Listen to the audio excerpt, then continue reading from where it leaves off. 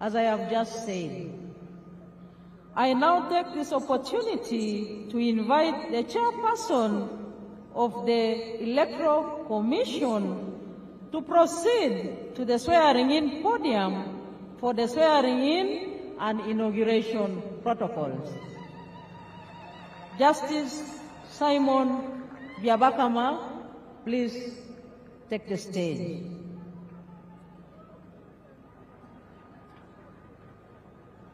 Excellencies, ladies and gentlemen, we are now at the commencement of the exact reason, the procedure of the exact reason why we are here.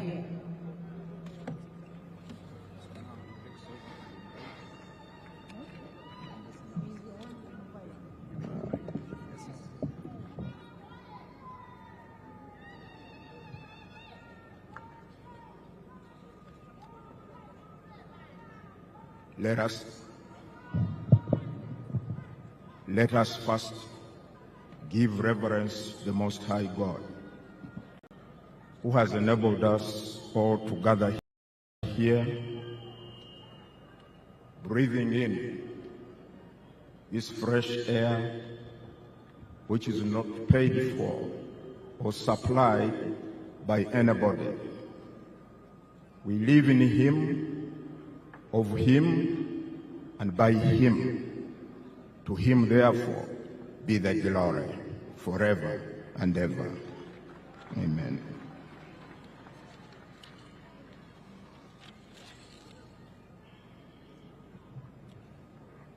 The President-elect,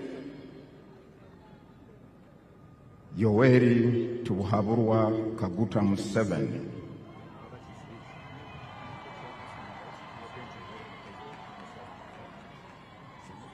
together with your entourage, Your Excellencies, the visiting heads of state and government, the leaders of delegations and representatives of government, Your Excellencies, the former heads of state present, His Lordship, the Chief Justice of Uganda, and all the distinguished guests, ladies and gentlemen.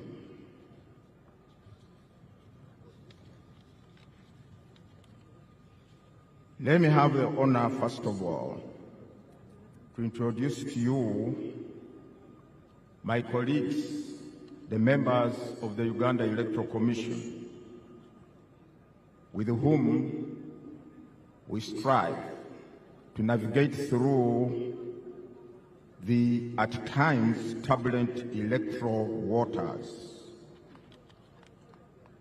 Hajati Aisha Lubega, Deputy Chairperson.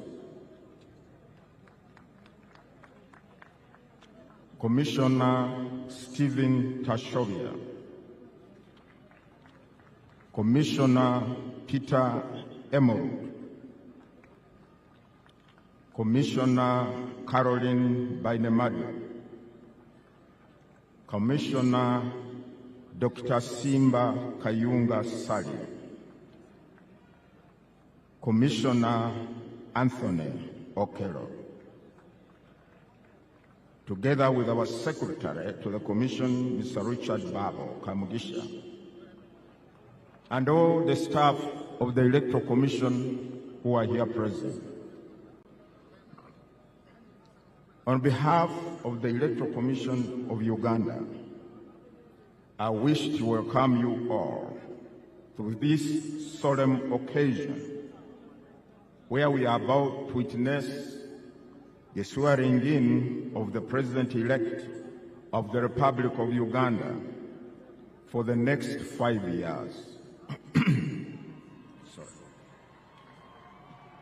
Distinguished guests, Article 601, Clause 2 of the Constitution of the Republic of Uganda uncompromisingly requires the Electoral Commission to hold presidential, general parliamentary, and local government elections within the first 30 days of the last 122 days before the expiration of the term of the President, Parliament, or local government councils.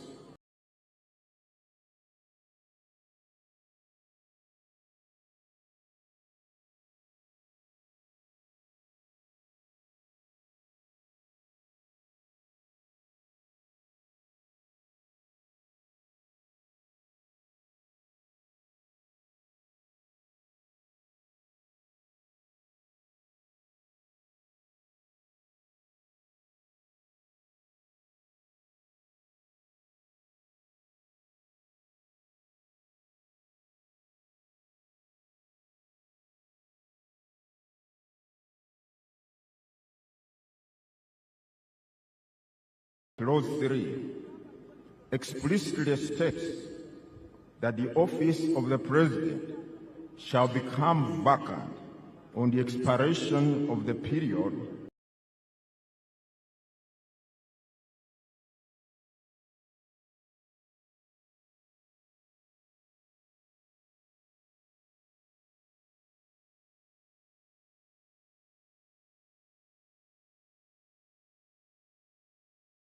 is vacant as we talk now. But do not get alarmed or start developing strange ideas. We are going to fill that void in a few moments from now.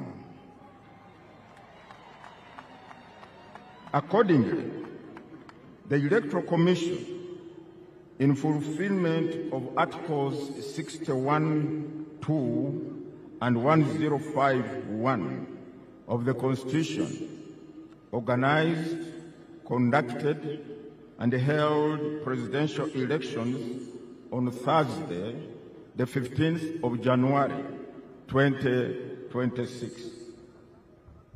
Articles 1, Clause 7 of the Constitution and Section 59 of the Presidential Elections Act require the Electoral Commission to ascertain, publish, and declare the results of the presidential election within 48 hours from the close of polling. I'm glad to announce the Electoral Commission accomplished that onerous task on the 17th of January 2026.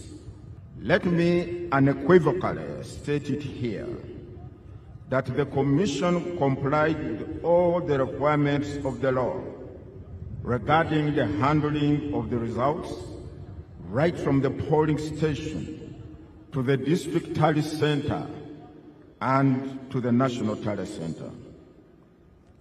From the declared results, candidate Yoweri Kaguta Museveni emerged as the winner, he having satisfied the requirements of Article 103, Clause 4 of the Constitution and Section 54, Subsection 4 of the Presidential Elections Act, which stipulates that, I quote, "A candidate shall not be declared elected as president unless the number of votes cast in favor of that candidate at the presidential election is more than 50% of the valid votes cast at the election." End of quote. Candidate Yoweri Kaguta Museveni obtained 71.6% of the valid votes cast, which was well over and above the 50% threshold, and was therefore declared elected president. I do congratulate you, candidate Yoweri Kaguta Museveni, for being elected President of the Republic of Uganda for another term.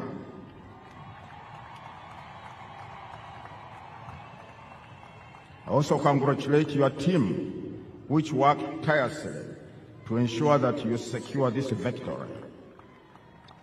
I also congratulate all the candidates who offered themselves and participated in the presidential, parliamentary, and local government councils elections. On behalf of the Commission, I further extend our deep appreciation to all our esteemed stakeholders in the electoral process.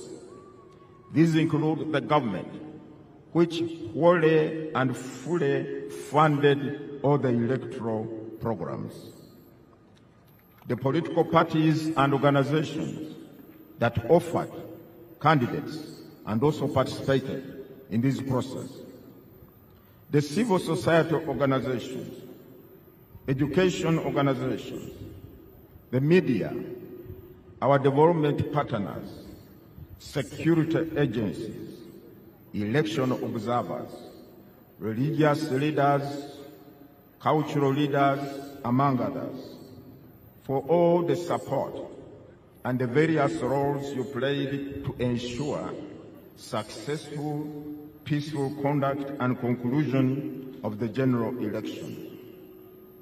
However, our greatest gratitude goes to all those persons who constitute the opening words of our Constitution, printed in capital letters, what? We, the people of Uganda. On the 15th of January 2026, citizens who are registered voters left their homes and proceeded to their respective polling stations. 50,739 stations scattered in all corners of the country for the singular purpose of exercising their sovereign power enshrined in Article 1 of the Constitution. The said article expressly states that, quote, the people shall express their will and consent on who shall govern them and how they should be governed through regular, free and fair elections of their representatives or through referenda, end of quote. In so doing, the citizens of this country demonstrated their unflinching resolve and awareness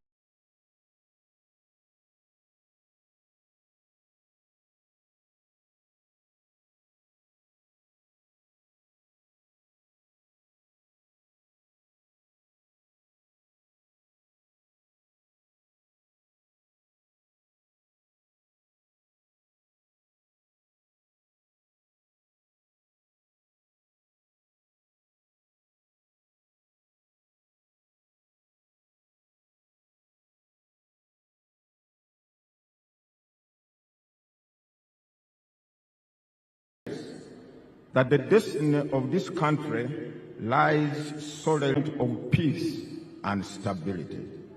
They have therefore rejected any form of instability. It is for the same reasons that the people of Uganda maintained an environment of peace and tranquility, respecting one another as they calmly went about the business of casting their votes for the candidate of one's choice. I salute you, the sister. If you are not going to go now, if you are not going out to vote, would not be here.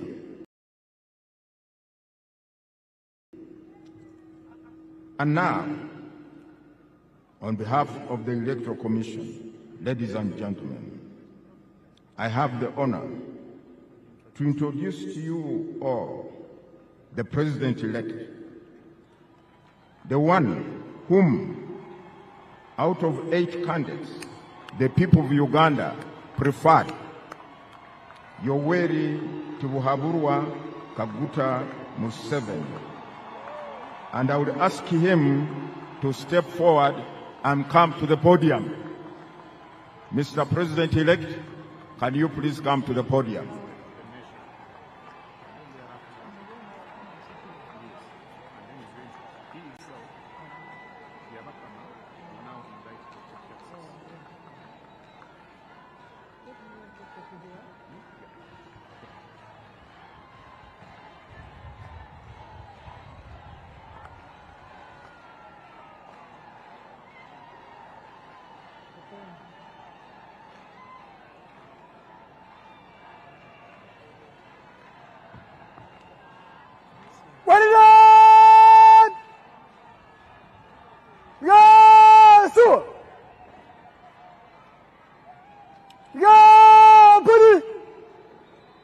My Lord, the Chief Justice,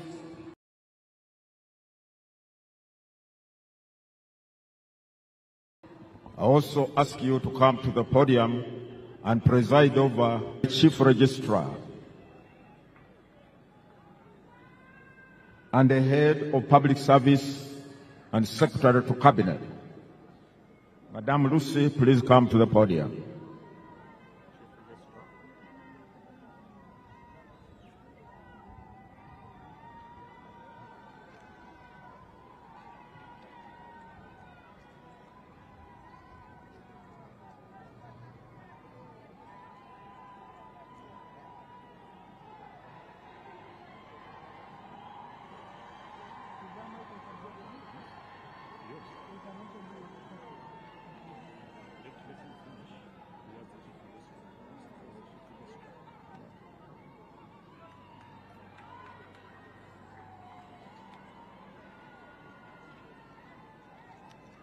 Your Lordship, the Chief Justice of Uganda, I hereby present to you Yoweri Tibuhaburwa Kaguta Museveni,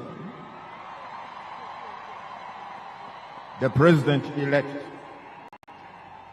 He having fulfilled all requirements as directed by the Constitution and the Presidential Elections Act.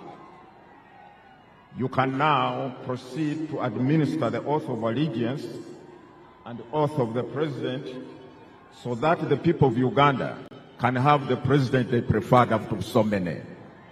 Long live the people of Uganda, long live the people of East Africa, long live the people of Africa. For God and my country, thank you very much. God bless you.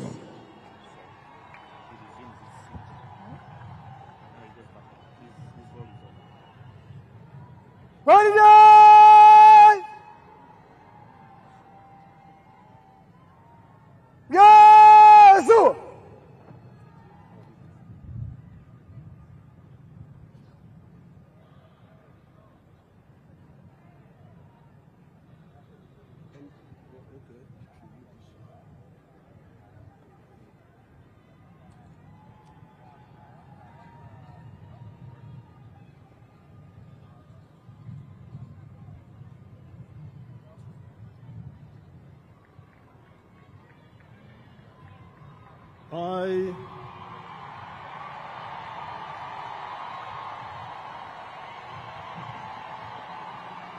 Yoweri Tibuhaburwa Kaguta Museveni,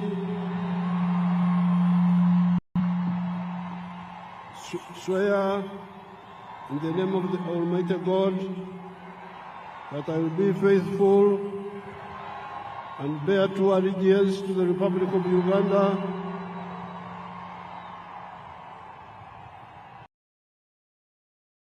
and that I will preserve, protect, and defend the Constitution. So help me God.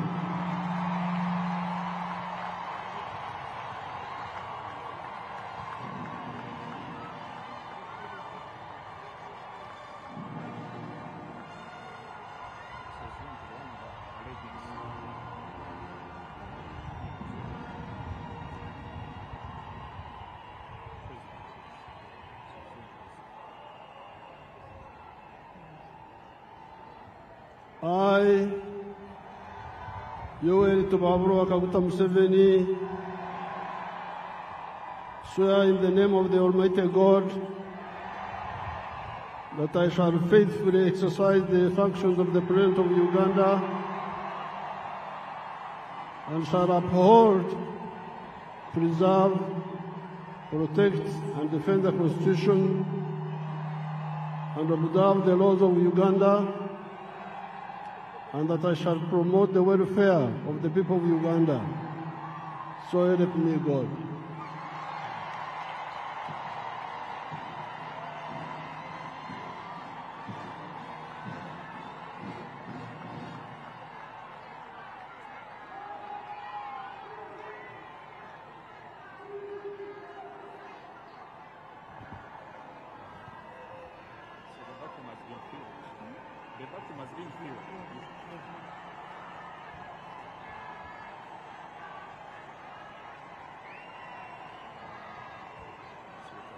His Excellency the President has successfully taken the oath of allegiance and the oath of presidency. He is now signing on the respective protocols.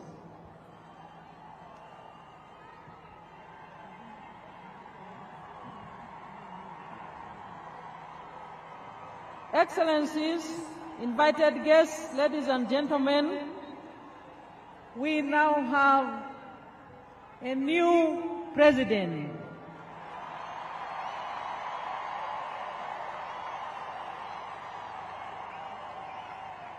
Who will take us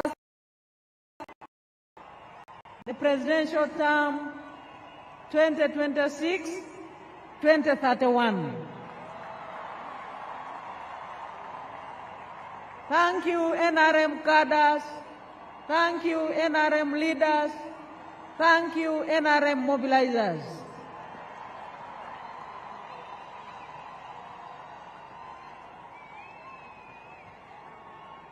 His Excellency the President is signing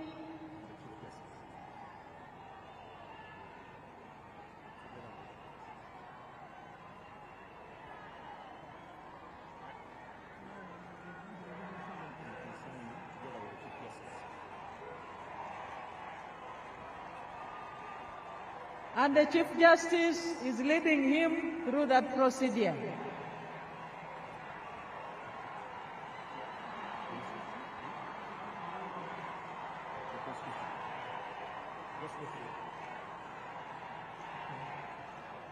His Excellency the President will now receive the instruments of power of the Republic of Uganda. He has received the Constitution. His Excellency is now receiving the national flag. Those are the instruments of power.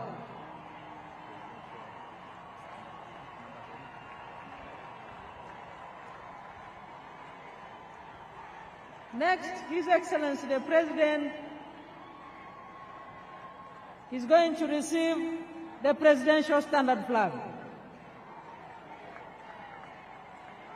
His Excellency the President has received the Presidential Standard Flag. Instruments of power. He has received the national anthem, the Uganda national anthem. And His Excellency the President is now receiving the National Coat of Arms. The National Coat of Arms. And he is, last but not least, receiving the public seal. His Excellency the President has received the public seal. So our newly elected President, who has successfully been sworn in and inaugurated, has received all the 6 instruments of power. Yes, sir. The Constitution, the national flag, the Presidential Standard Flag, the national anthem, the National Coat of Arms, and the public seal.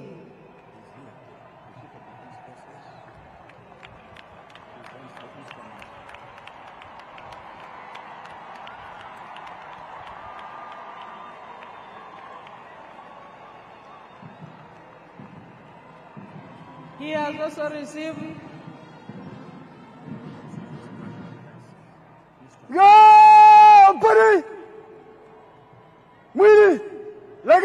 the Chief of Defense Forces has handed over to His Excellency the President the instrument of power of the Republic of Uganda.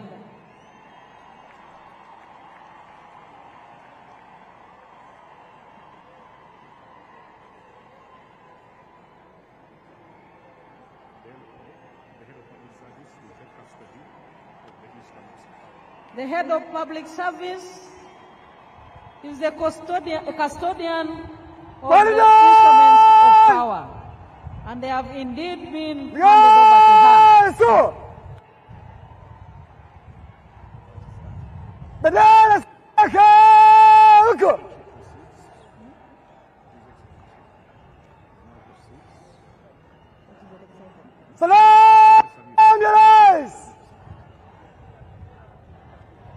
His Excellency the President is now proceeding to receive the national salute. Parade Commander.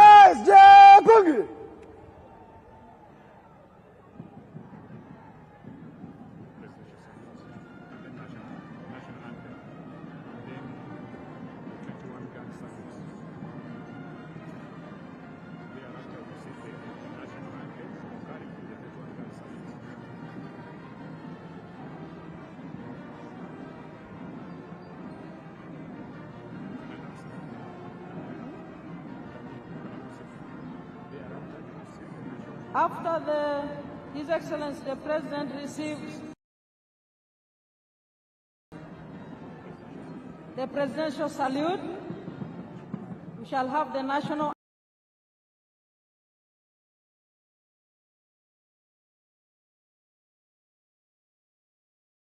anthem with the 21-gun salute.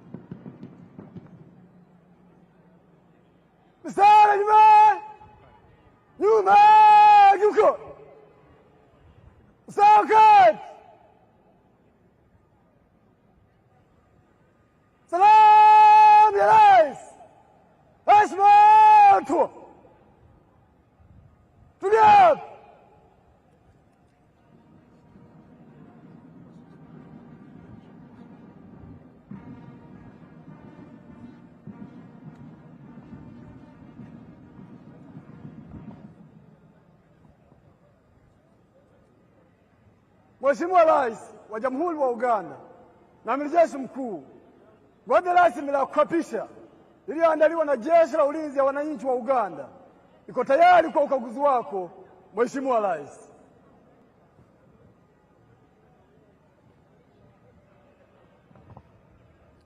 His Excellency the President is now proceeding to inspect the parade for the first time as the newly inaugurated President of the Republic of Uganda.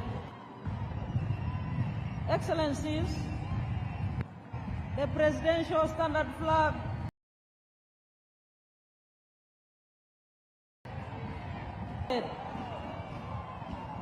marking the beginning of the presidential term 2026-2031.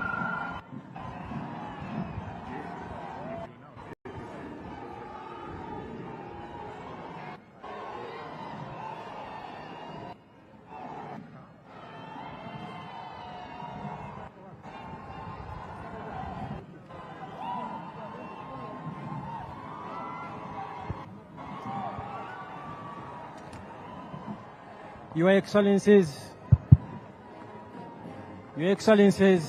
distinguished guests, ladies and gentlemen, a very big round of applause to Her Excellency, the Vice President, Honorable Jessica Lupo, for managing very well that segment of the program. We earlier on saw the President take the oath of allegiance, the oath of the President, and then receive the instruments of power of the Republic of Uganda. He also received the instruments of national defense from the Chief of Defense Forces and Senior Presidential Advisor, Special Operations General Museveni, and those included the shield and the scimitar or the general's sword, and they were well received, and we now have the President fully in charge as willed by the majority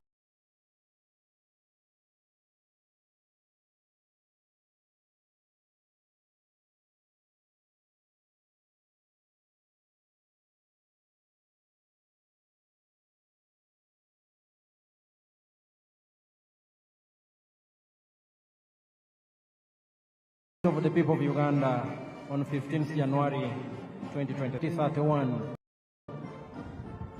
His Excellency the President and Commander-in-Chief is accompanied by the Chief of Defense Forces and Senior Presidential Advisor for Special Operations, General Museveni, and the Parade Commander, Brigadier General John Bosco Asinguza.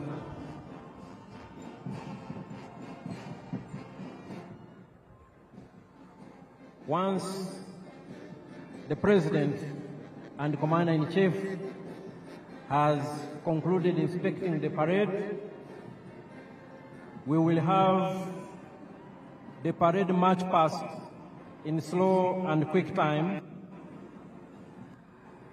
and also an arms display of selected UPDF arms. They will join in after the parade has marched past in a quick time, and the UPDF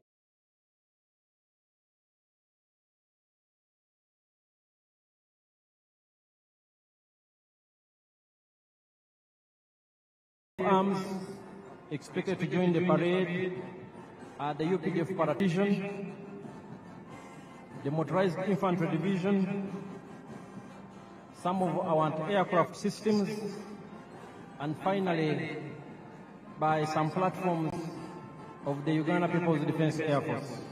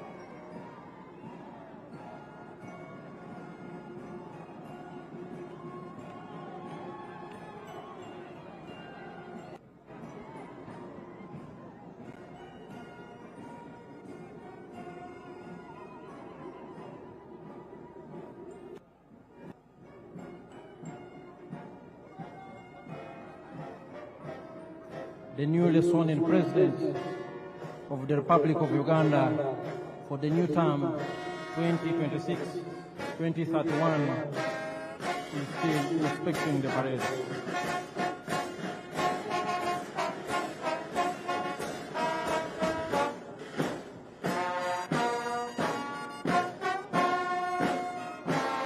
The UPDF arms that will join the parade later on are the paratroopers, the artillery division, the motorized infantry division, anti-aircraft systems, and the Uganda People's Defense Forces.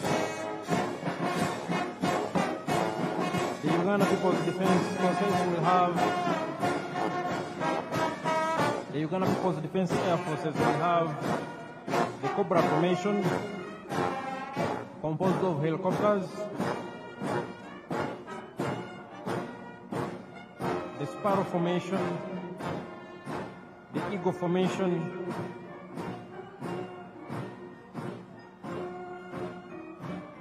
the Puma formation, and the Tiger formation.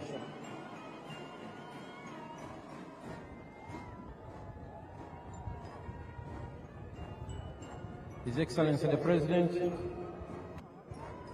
and Commander-in-Chief, accompanied by the Chief of Defense Forces and Senior Presidential Advisor for Special Operations, is just about to conclude the noble duty of inspecting the parade as Commander-in-Chief for the first time in the new administration that will run from this day, May 12, 2026 to May 12, 2031.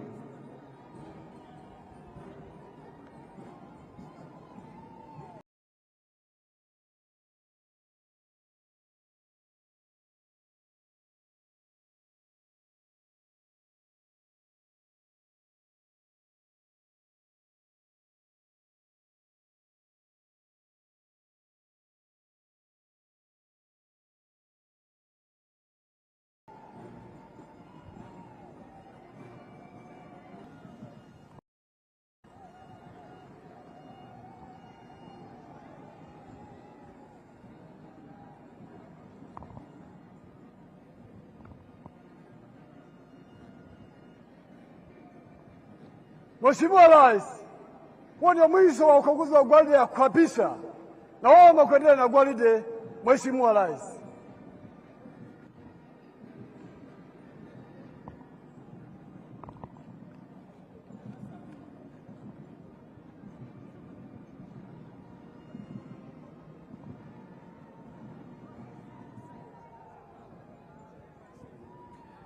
Your Excellencies, distinguished guests, ladies and gentlemen, His Excellency the President-elect, now sworn-in President of the Republic of Uganda and Commander-in-Chief of the UPDF, has finished inspecting the parade.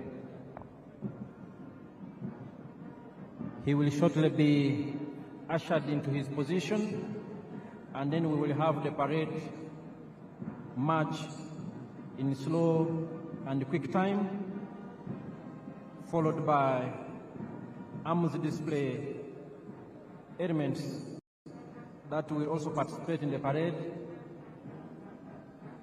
and thereafter the parade will march in review order.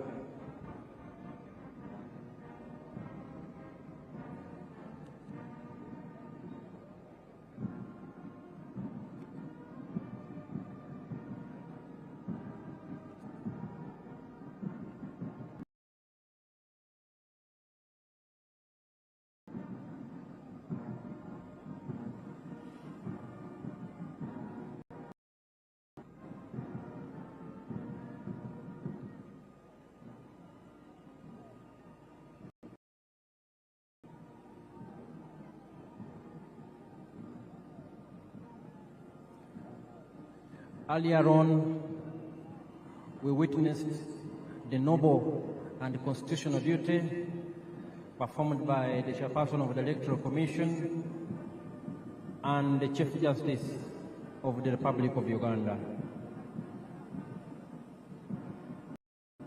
We also thank very well.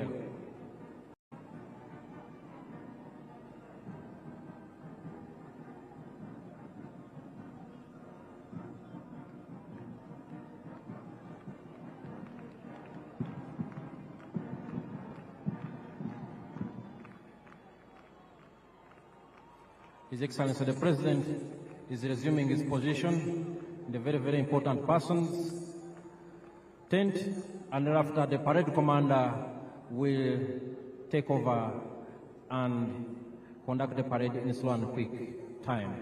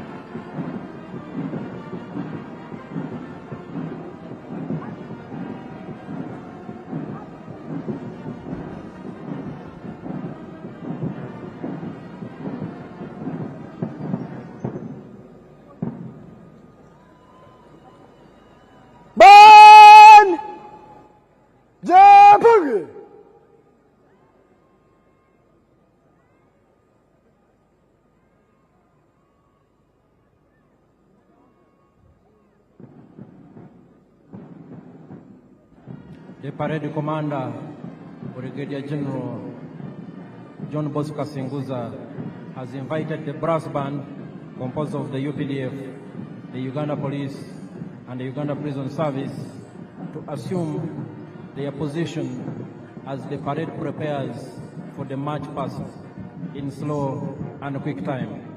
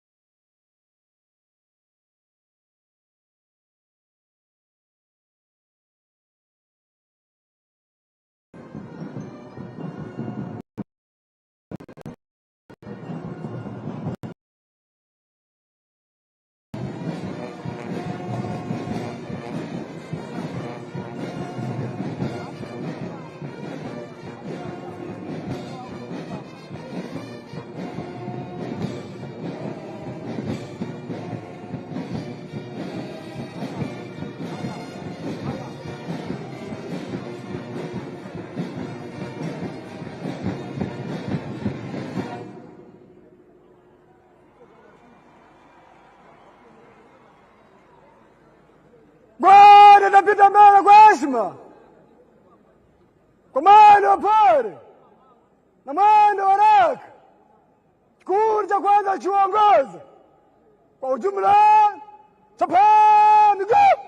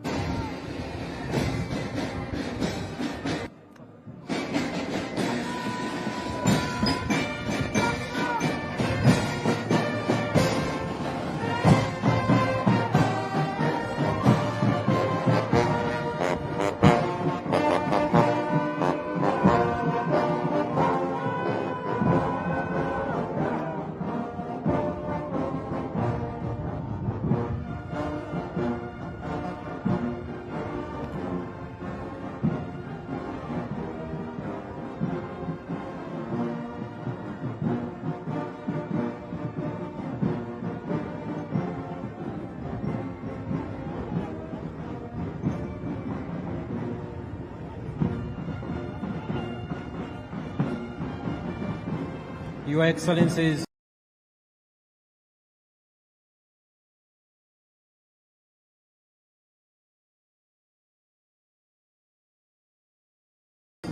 and distinguished guests, the color party is right in front of the dais. And with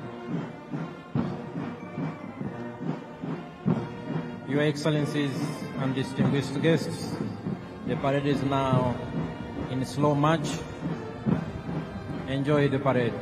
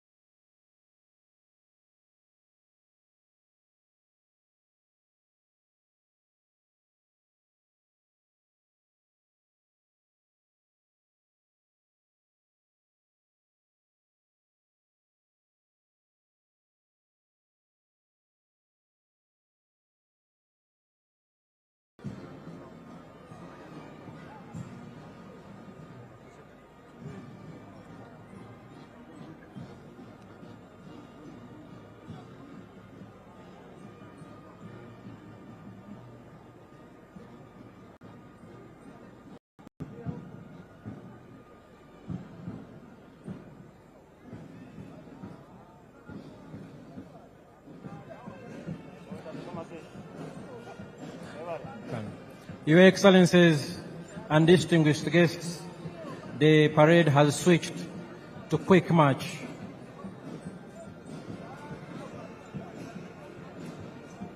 And at the end of the quick march, we will have UPDF arms that I earlier pointed out joining the parade.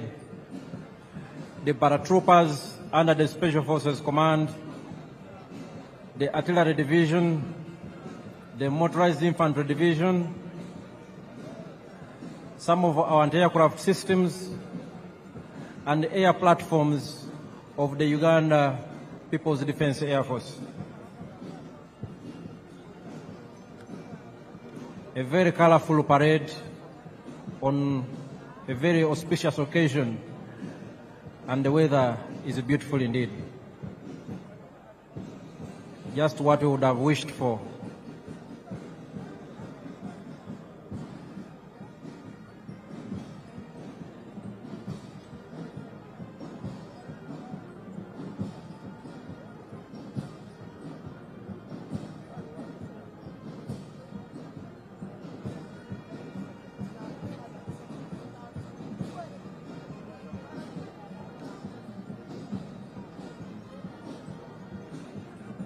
The party is right here with us in quick march.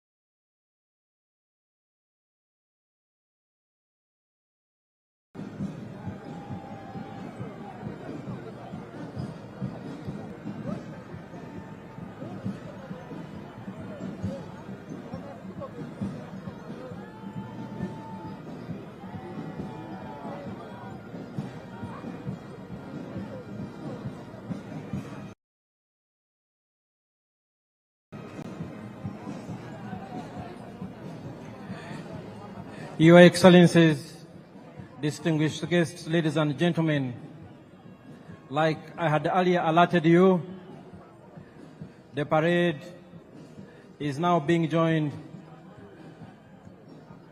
by UPDF arms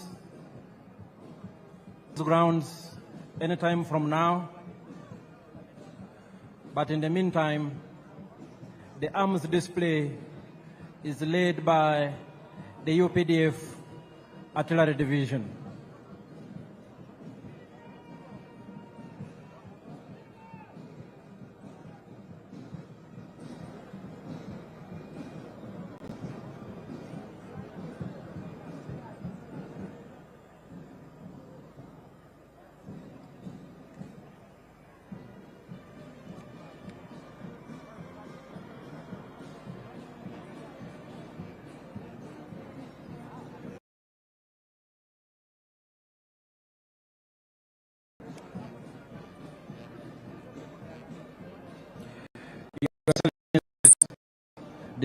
Guests,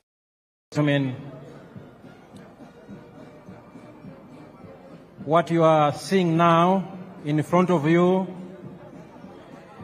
is some of the UPDF arms that have joined the parade at this point, led by the UPDF Artillery Division.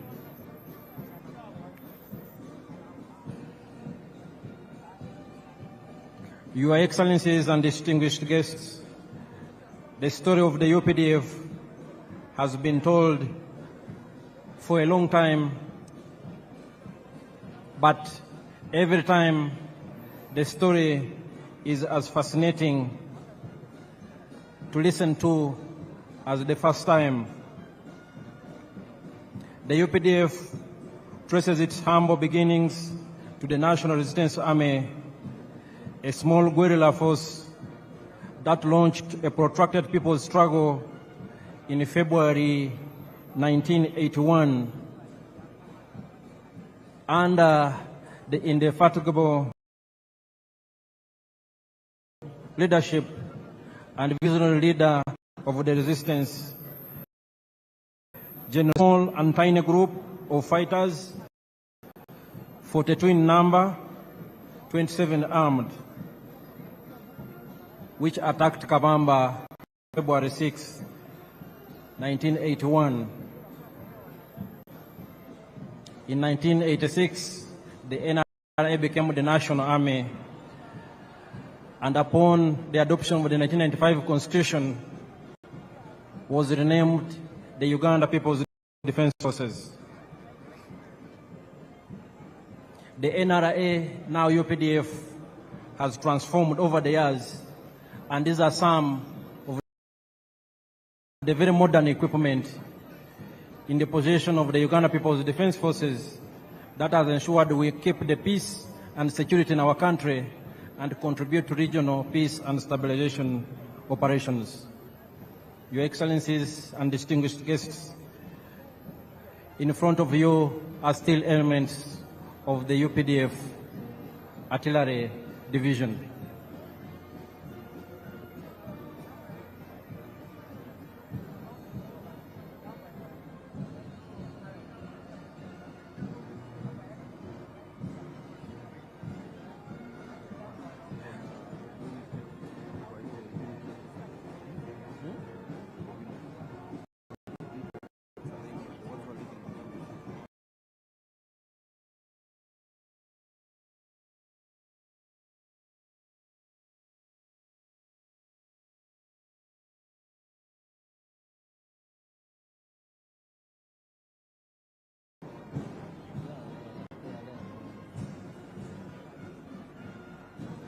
Today, the peace and security, which I just talked about, anchored on key modernization and professionalization themes, such as equipped and trained for combat and peace support operations. And indeed, what you see here are some of those arms that define the UPDF as a modern, experienced combat force that is ready to do its job. Major General Daniel Kakono. Your Excellencies and distinguished guests, ladies and gentlemen, right now in front of you are elements of the motorized infantry division of the Uganda People's Defense Forces.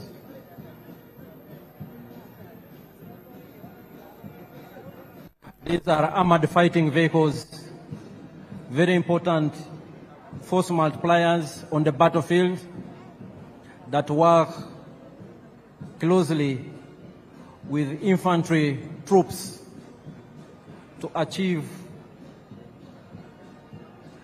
our military objectives.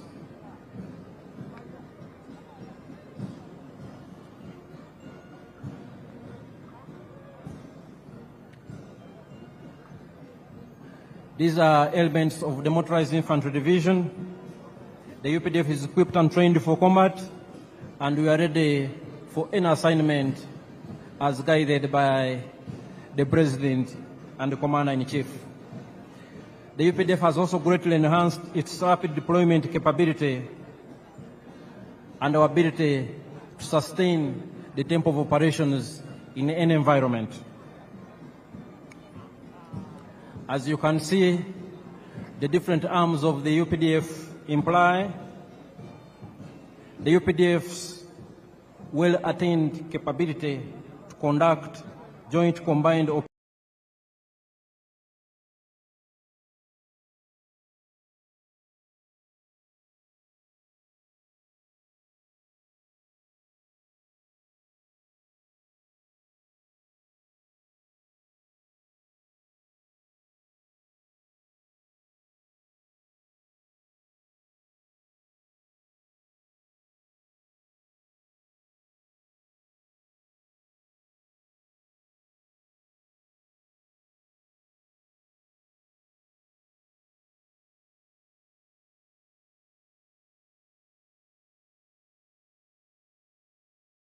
operations, enhancing our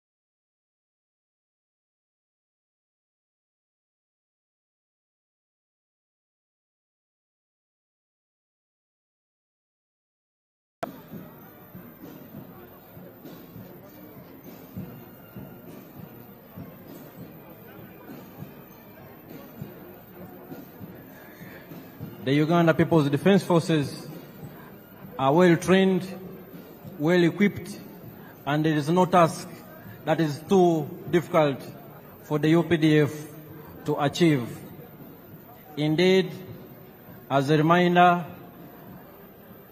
and especially as information for some of our visitors today,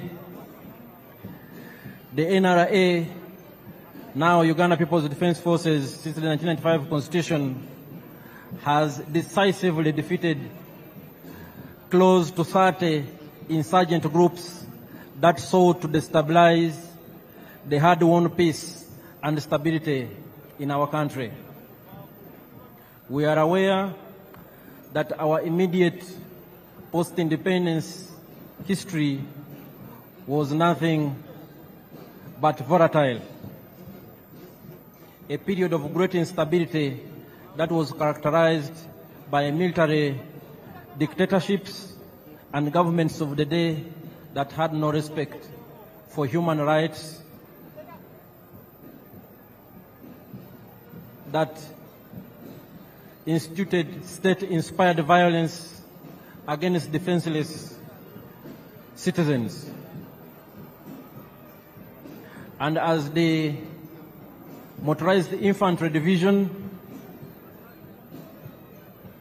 concluded their march past, we are now joined, Your Excellencies and distinguished guests, by some of the UPDF anti-aircraft systems that have now also joined the parade.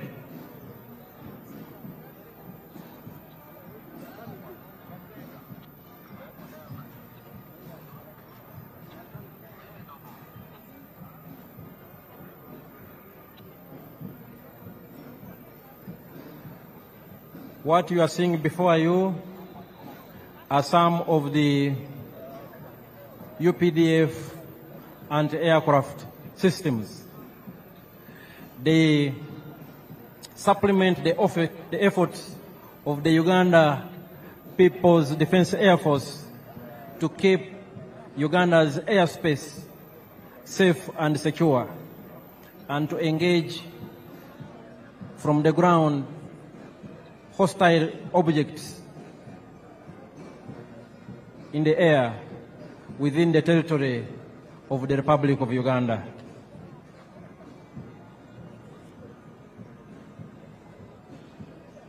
Your Excellencies and distinguished guests, the functions of the Defense Forces include the preservation and defense of our sovereignty and territorial integrity of this country.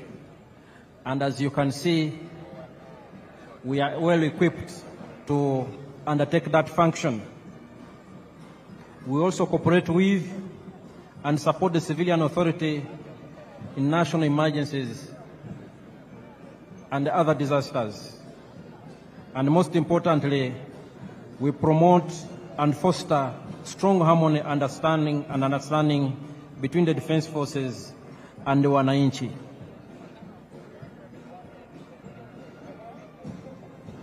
Your Excellencies, before you are still some of the systems of the Uganda People's Defense Forces and aircraft capabilities. They are part of this parade.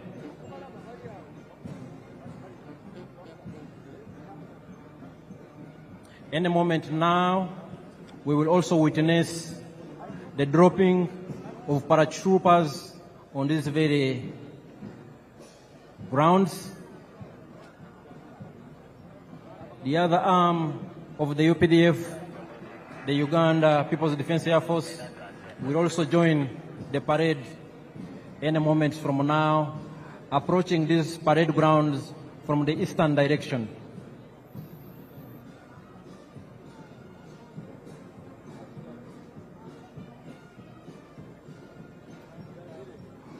From its early beginnings and its inception, the UPDF has been built on a strong foundation of discipline, ethics, and accountability. We respect the rule of law, we respect human rights, and we adhere to our military code of conduct. And those who fail to keep pace with the laws of Uganda and those of the military, we have our justice systems that ensure we remain a disciplined and accountable force. And perhaps our strongest and most important force multiplier is our strong civil-military cooperation. The UPDF is because of the strong support we get from the wananchi, but also quite significant has been the consistent and visionary support and the guidance of His Excellency the President and the Commander-in-Chief, General Yoweri Kaguta Museveni, that has turned us into what we are. Your Excellencies and distinguished guests here, our paratroopers are already airborne. Our paratroopers are already airborne, and they will be landing on these very grounds. In 1986, and even in the 1990s, the UPDF did not have any special forces, let alone paratroopers to talk about.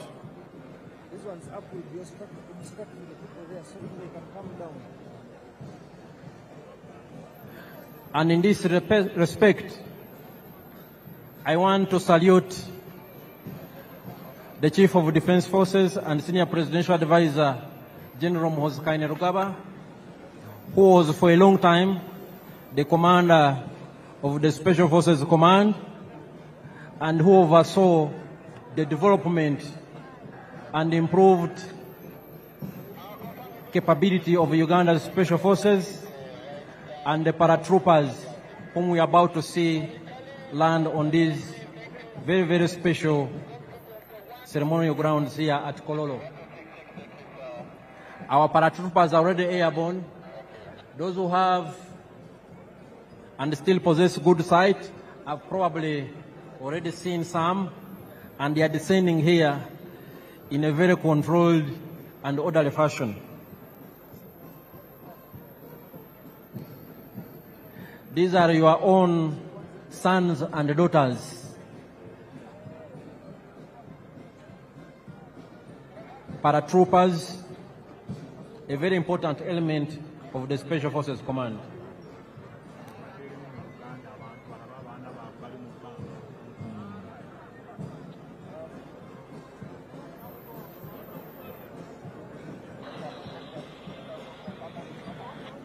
Mwena batulaba Abannayuganda abali wano n'abagenyi baffe abakulu yonna gye muli,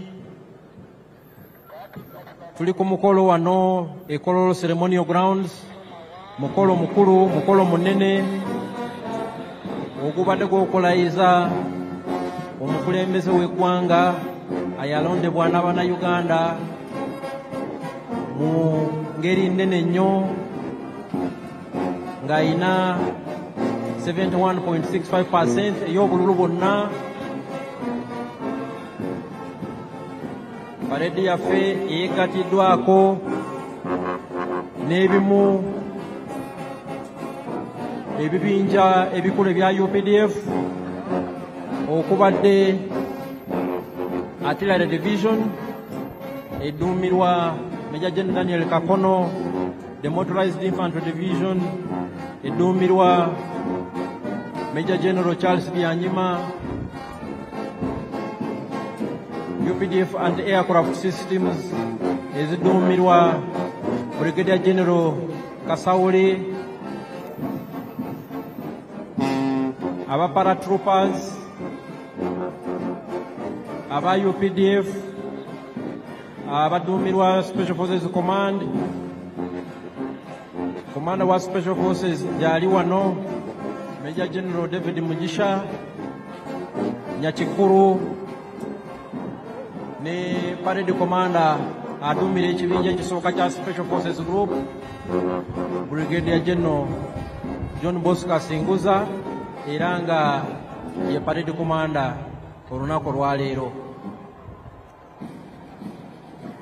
UPDF ezimbye obukugu n'obumalirivu nti tusobola okukuuma eggwanga lyaffe bulungi.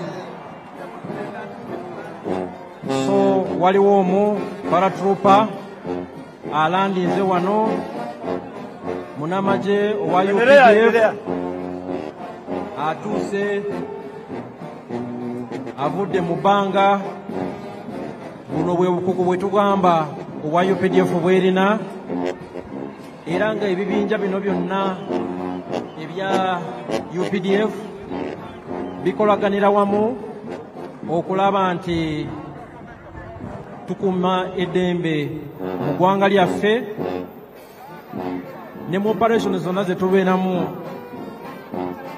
mu mirirwana gyaffe okulaba nti tulina eddembe mu nsi yaffe n'abalirwana baffe. UPDF twagala si ggwanga lyokka, naye tulina n'obuvunaanyizibwa bw'okulaba nti tukolera wamu nga Africa okukuuma eddembe n'okulaakulanya kontinenti yaffe eya Africa.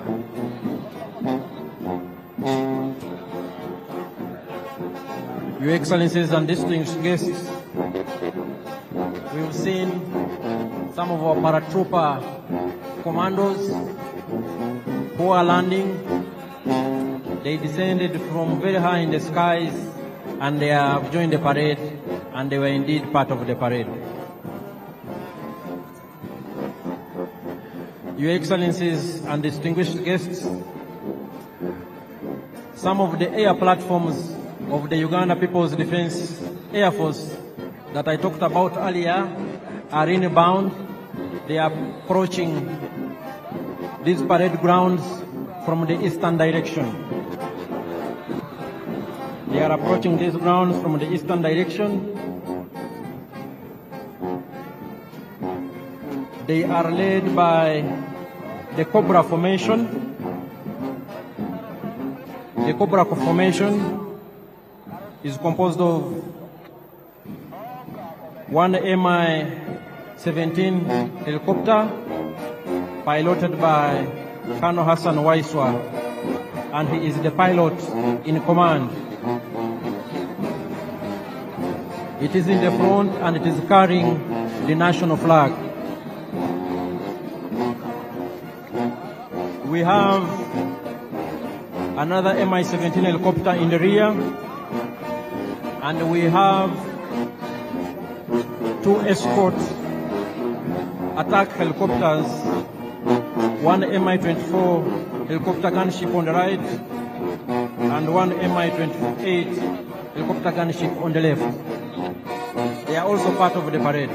And the pilot in command, Colonel Hassan Waiswa, has a message for His Excellency the President.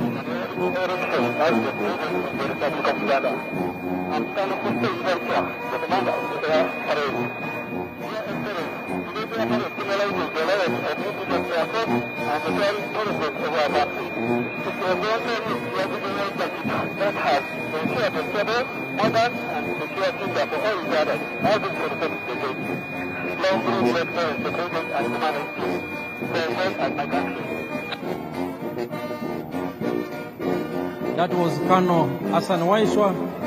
He has congratulated His Excellency the President for assuming the highest office in the land.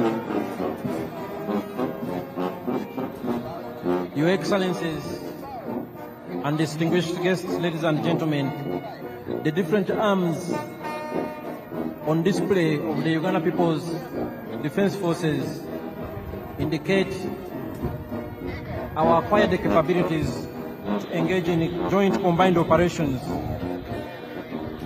These elements work together to achieve one military objective. Here we have the helicopters in Cobra formation.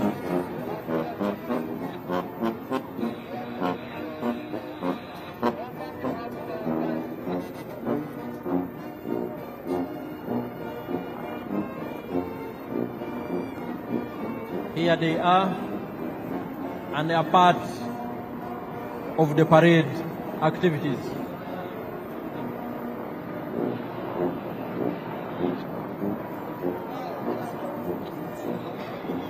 Your Excellencies and distinguished guests, the Cobra formation is followed by the Sparrow formation.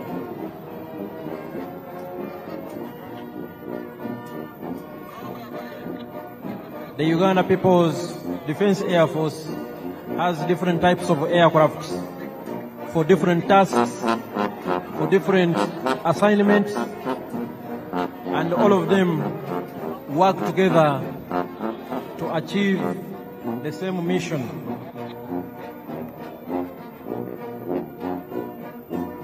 We have transport aircraft, we have combat aircraft of all types, we have surveillance aircraft of all types,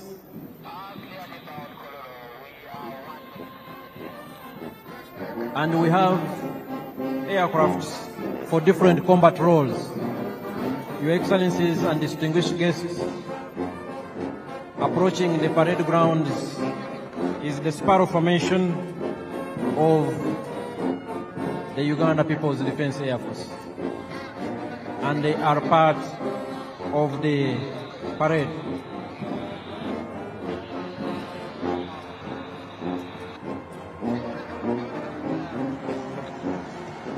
The parade is still ongoing with the participation of these select UPDF arms, and right now what we are watching before us is the Uganda People's Defense Air Force platforms. The Sparrow formation is followed by the Eagle formation. All these aircrafts, ladies and gentlemen, are piloted by Ugandan pilots, well trained, they know their job, and all Ugandans, wherever you are, you should be very proud of what your sons and daughters have been able to achieve. For instance, the pilot in command is Colonel Hassan Waiswa, a senior pilot.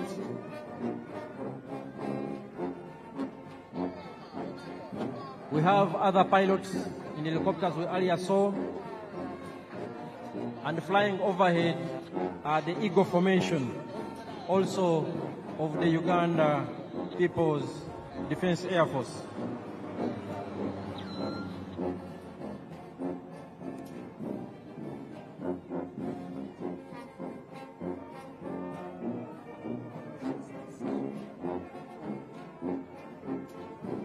Your Excellencies and distinguished guests, next on display from the Uganda People's Defense Air Force is the Puma Formation.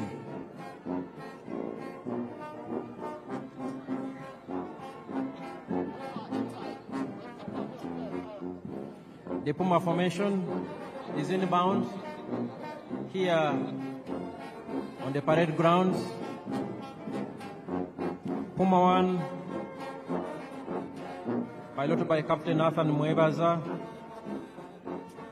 the pilot in command. Puma 2, piloted by Captain Ronald Baluku, the pilot in command. Puma 3, piloted by Captain Ronald Bogere, pilot in command. And Puma 4, piloted by Captain Stephen Bainomujisa, the pilot in command. And here they are. Puma Formation.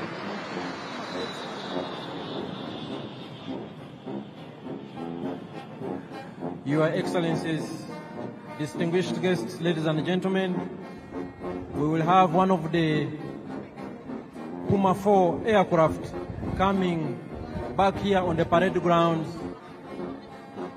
to conduct some maneuvers. And as I will remind you, the Uganda People's Defense Forces is composed of 4 services: the Land Forces, the Air Forces, the Special Forces, and the Reserve Force. All the 4 different services of the Uganda People's Defense Forces have been on display this afternoon. Puma 4 is here, one of our elite pilots. Puma 4, piloted by Captain Stephen Bainomujisa.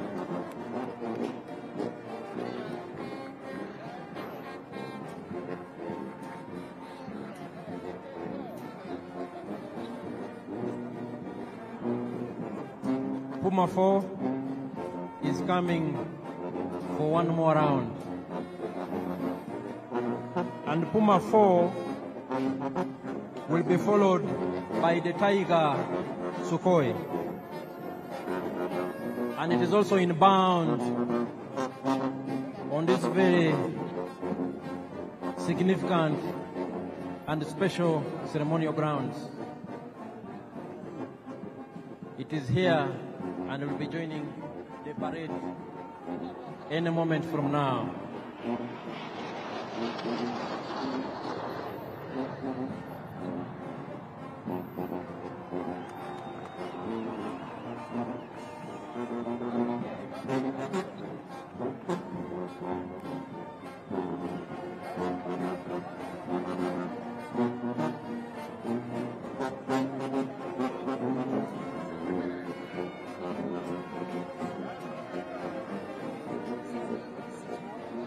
Puma 4 is coming to exit and will be followed by the Tiger Sukhoi.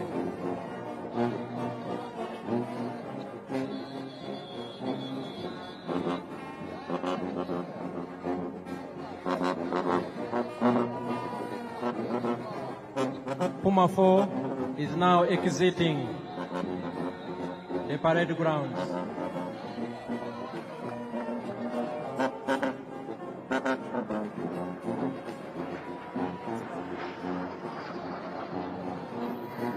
Quite impressive indeed. Your Excellencies, ladies and gentlemen, we will now have the last presentation from the Uganda People's Defense Air Force, the Tiger Sukhoi, and here it is on the parade grounds.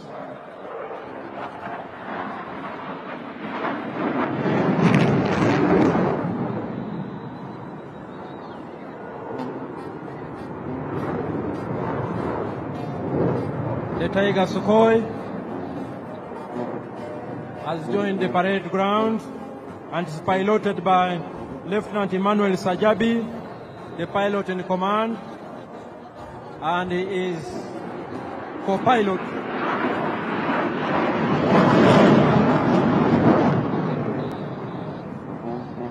and the co-pilot is Lieutenant Sam Kwasibwe.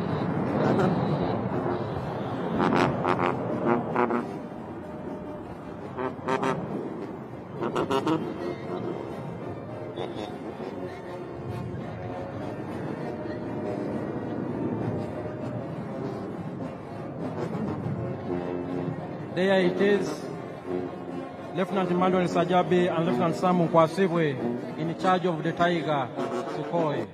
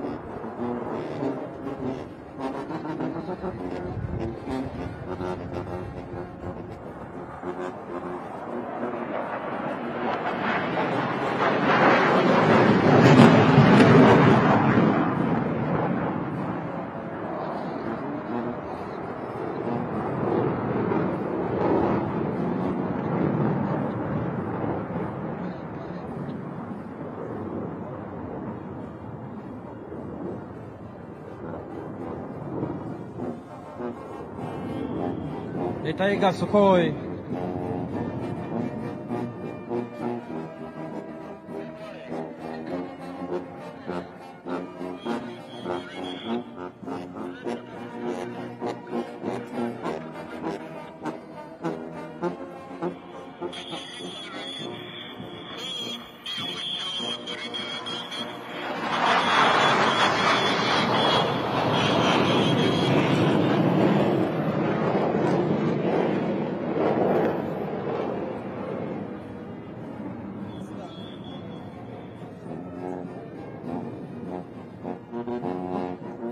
Your Excellencies, distinguished guests, ladies and gentlemen, this marks the end of the parade. We thank His Excellency, the President of the Democratic Republic of Congo, who joined us on this very special occasion and who is bidding us farewell. But the function continues. Back to the parade commander.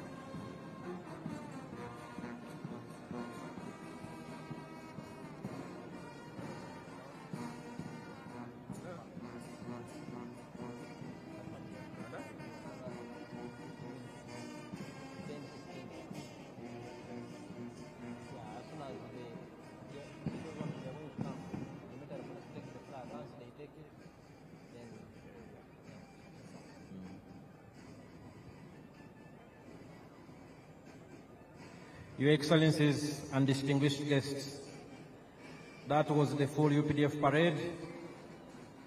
that was augmented by UPDF arms on display, the Artillery Division, the Motorized Infantry Division, some of the UPDF anti-aircraft systems, the UPDF Defense Air Force,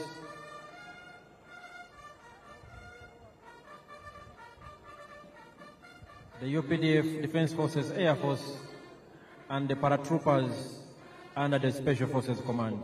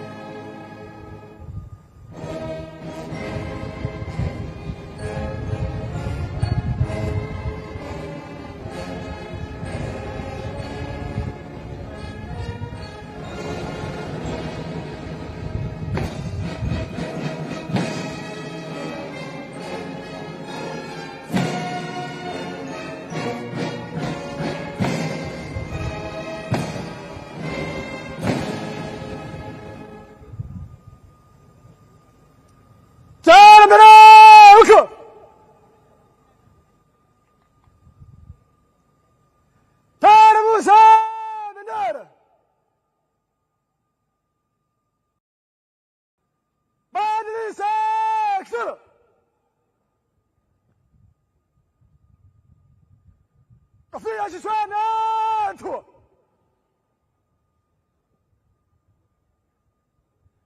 jeshi la ulinzi ya wananchi wa Uganda, heshima na utii kwa Rais wa Jamhuri ya Uganda na Amiri Jeshi Mkuu. Viva Rais wa Uganda! Viva wananchi wa Uganda! Viva jeshi la ulinzi ya wananchi wa Uganda! Kafia kichwani weka.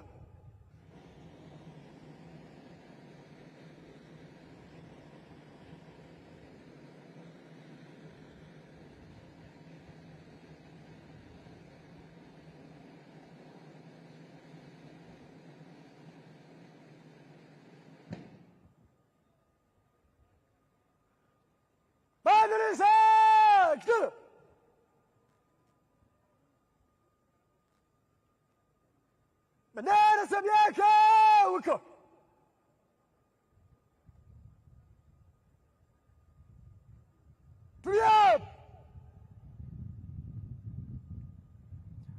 The parade commander, Brigadier General John Bosco Asinguza, is coming to ask for permission from His Excellency the President to remove the color party. Mheshimiwa Rais, huo ndio mwisho wa gwaride. Naomba kutoa bendera wanjani, Mheshimiwa Rais.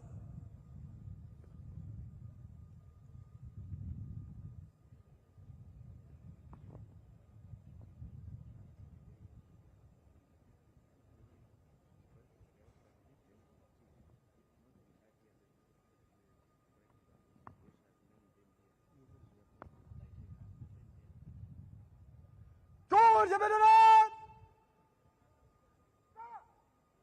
Bendera wanjani! Gwaride! Salamu ya bendera! Lazima tu!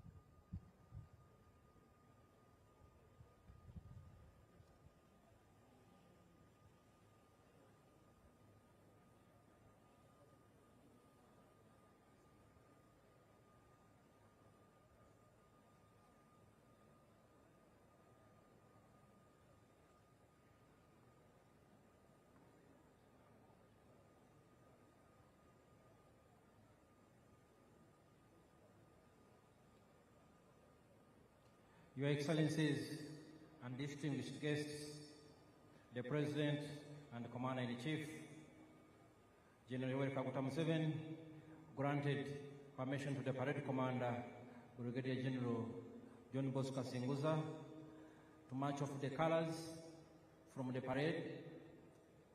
And what you are seeing is the process of marching off the colors, which have been duly received by the military police brigade under tight escort, indeed. And that's how much the security services revere the national colors, the national flag, and the flag of the Uganda People's Defense Forces. We thank the Excellencies, heads of state and government who made time to join His Excellency the President on this very special function when he took oath of office for the new term 2026-2031. The Excellencies and heads of state and government will be leaving at an appropriate time and in an orderly and organized way. We've already had the President of DRC, His Excellency Felix Tshisekedi, who has left us. We thank him for making time. And he will be followed by His Excellency President Salva Kiir of South Sudan, who will also leave, and he will be followed by His Excellency the President of Burundi. His Excellency the President of Burundi will be followed by His Excellency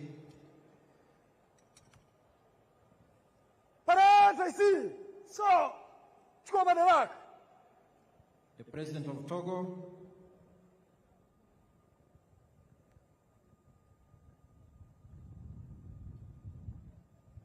and we will continue to announce as appropriate when our distinguished heads of state and government leave these grounds. We request the members of the public and all distinguished guests in your respective capacities to remain seated. Remain seated.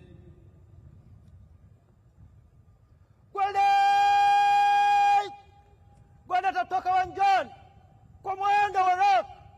Usawa kulia kwa ujumla. Kulia! Congratulations, Parade Commander Brigadier General John Bosco Singuza, for a job well done. A big round of applause. He has now handed over the parade to the parade second in command, Colonel Stuart Agawa, who will now proceed to march off the parade from the parade square. We salute the gallant officers, men and women, who have participated in today's parade, including the different arms of UPDF. So,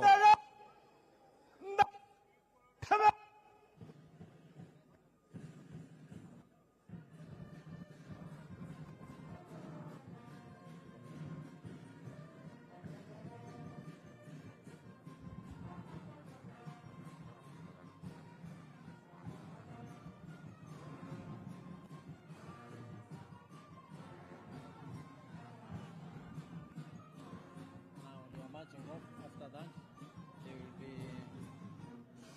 down. Congratulations. Huh? Congratulations. And then invite His Excellency the heads of state, then address the nation. Introduces. She introduces. Shall follow the proclamations. Your Excellencies and distinguished guests, ladies and gentlemen, a big round of applause to the officers, men and women, who have given us a very colorful parade performance. Thank you very much. I will now hand over back to my co-MC, the Permanent Secretary, Minister of Foreign Affairs, Honorable Vincent Bajire, who will in turn invite the Director of Ceremonies, Her Excellency, the Vice President, Honorable Jessica Alupo. Over to you, Honorable Vincent Bajire.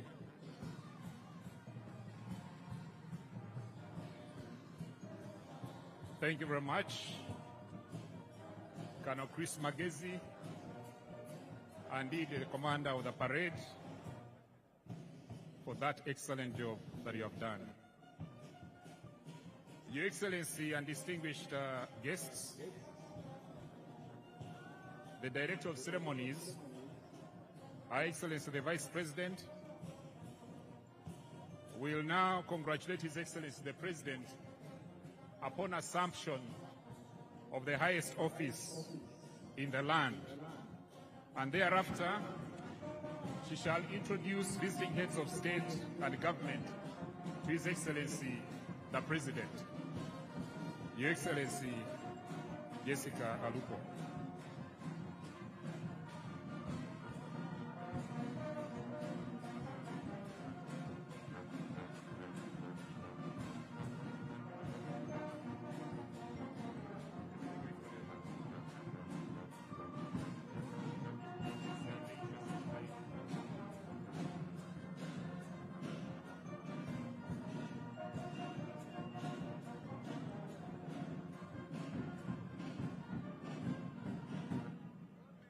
Your Excellency,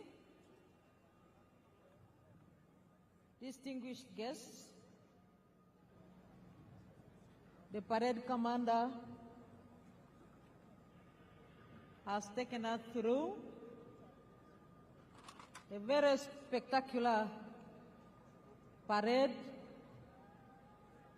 march past in quick and slow time. And today, he decided also to entertain us with the UPDF paratroopers, SFC, the UPDF Infantry,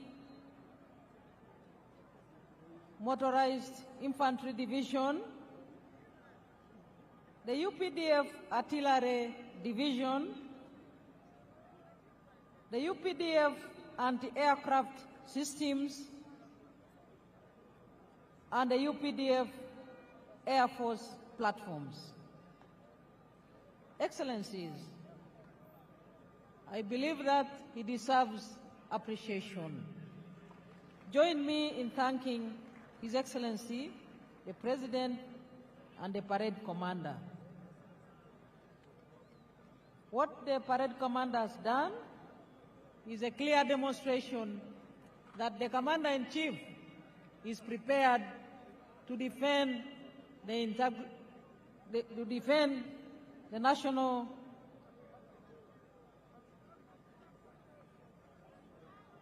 interests of the people of Uganda, and indeed to secure the whole country and the region.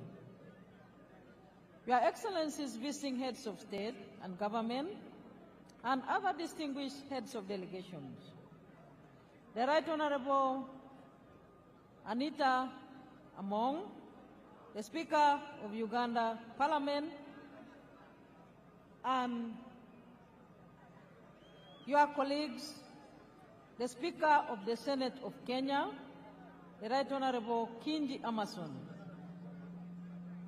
the Chairperson of the National Council of Namibia, the Right Honorable Lucas Sinimbo Muha,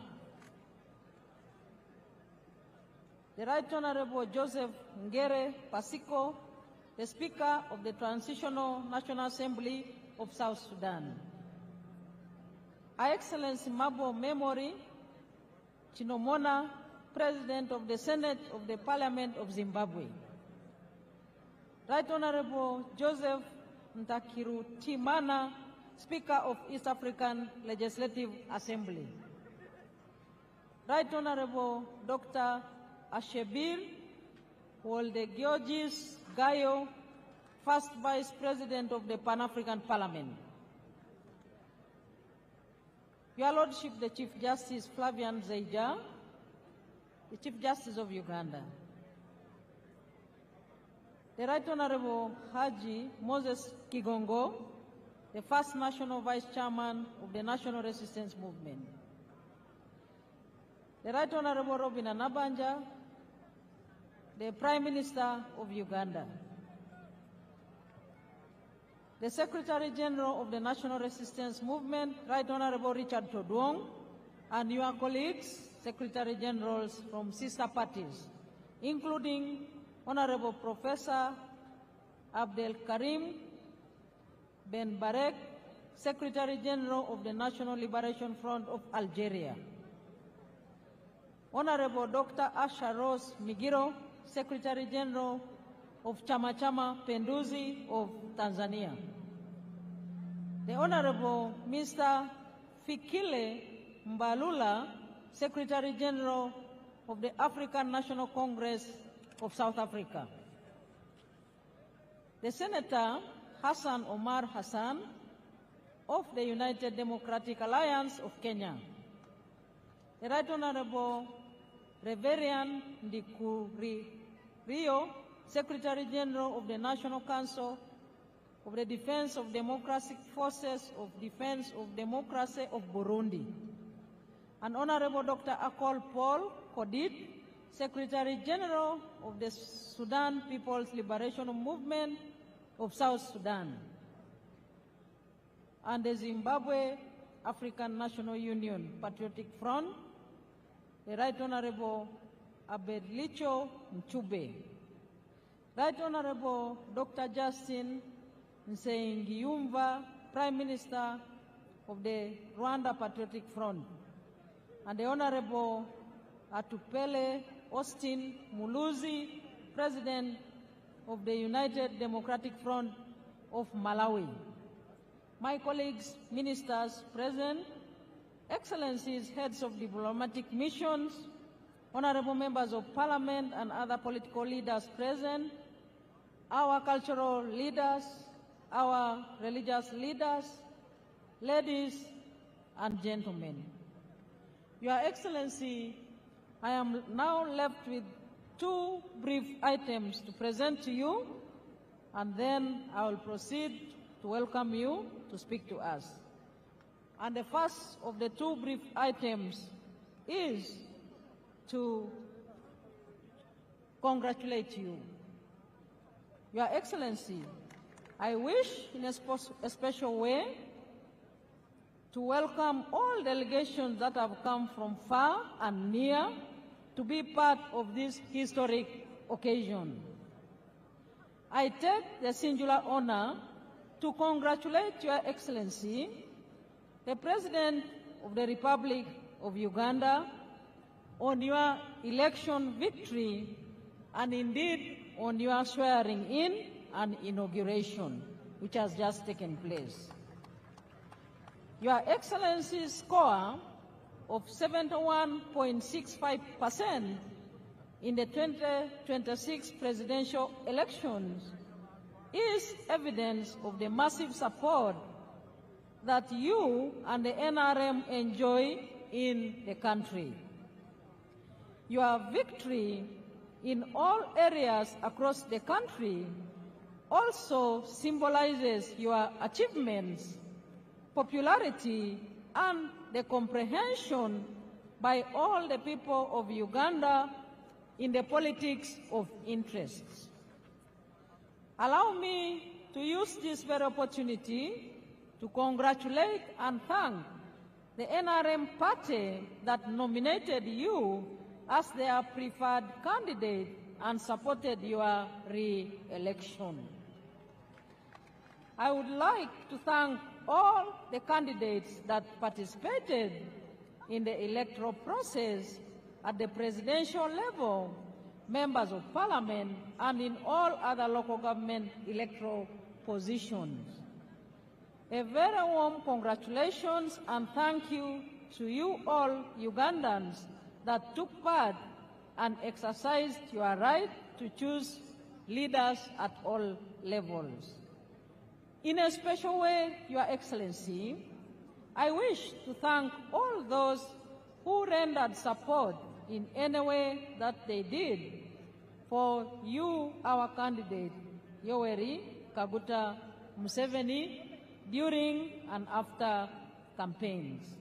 Finally, today is an occasion to celebrate our constitutional order.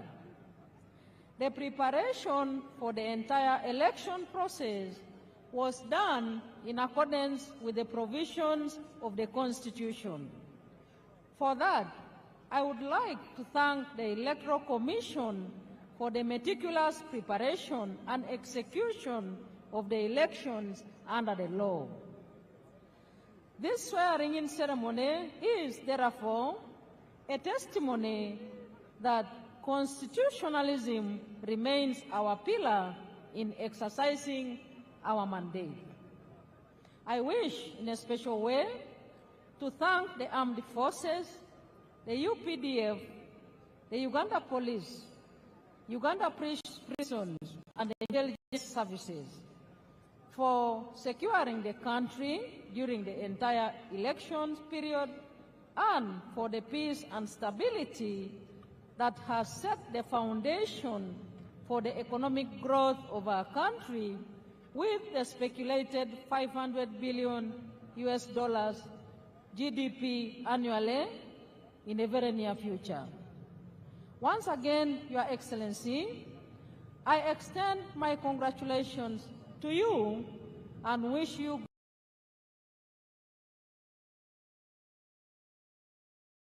good health and success in the coming term of office. Excellency, I associate with the theme of this swearing-in and inauguration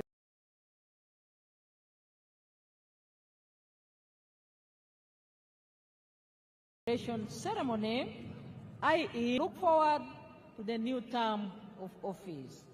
I thank you once again for joining us in your respective delegations on these momentous occasions.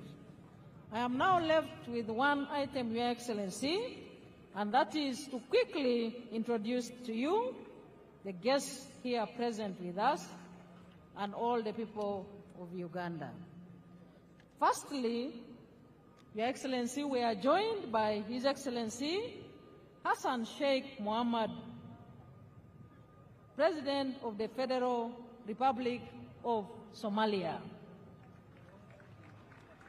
Second, we have Her Excellency Dr. Samia Suluhu Hassan, President of the United Republic of Tanzania. Your Excellency, we also have His Excellency Daniel Francisco Chapo, President of the Republic of Mozambique.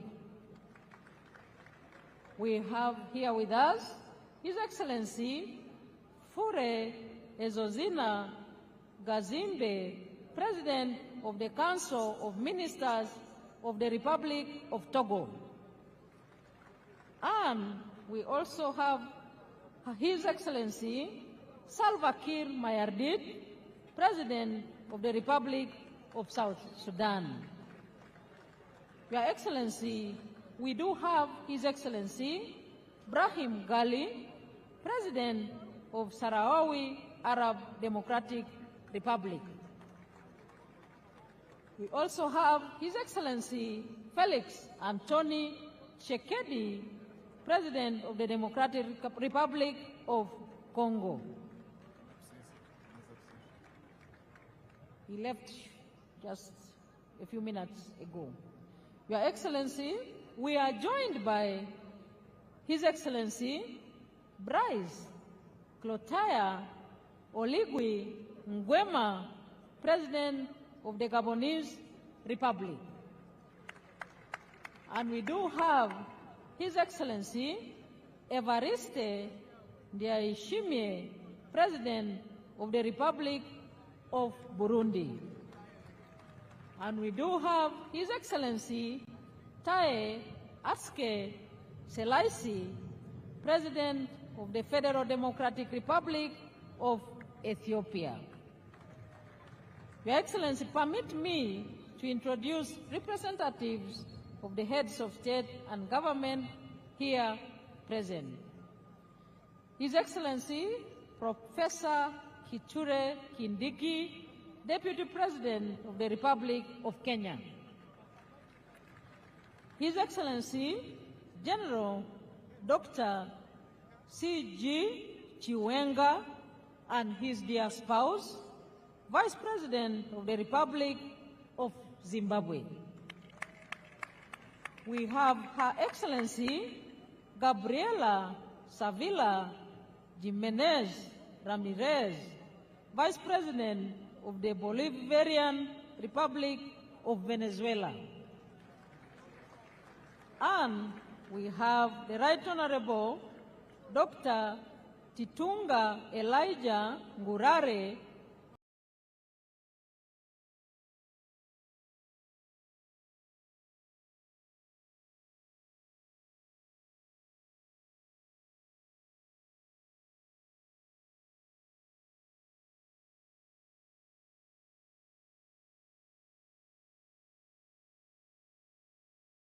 Prime Minister of the Republic of Equatorial Guinea.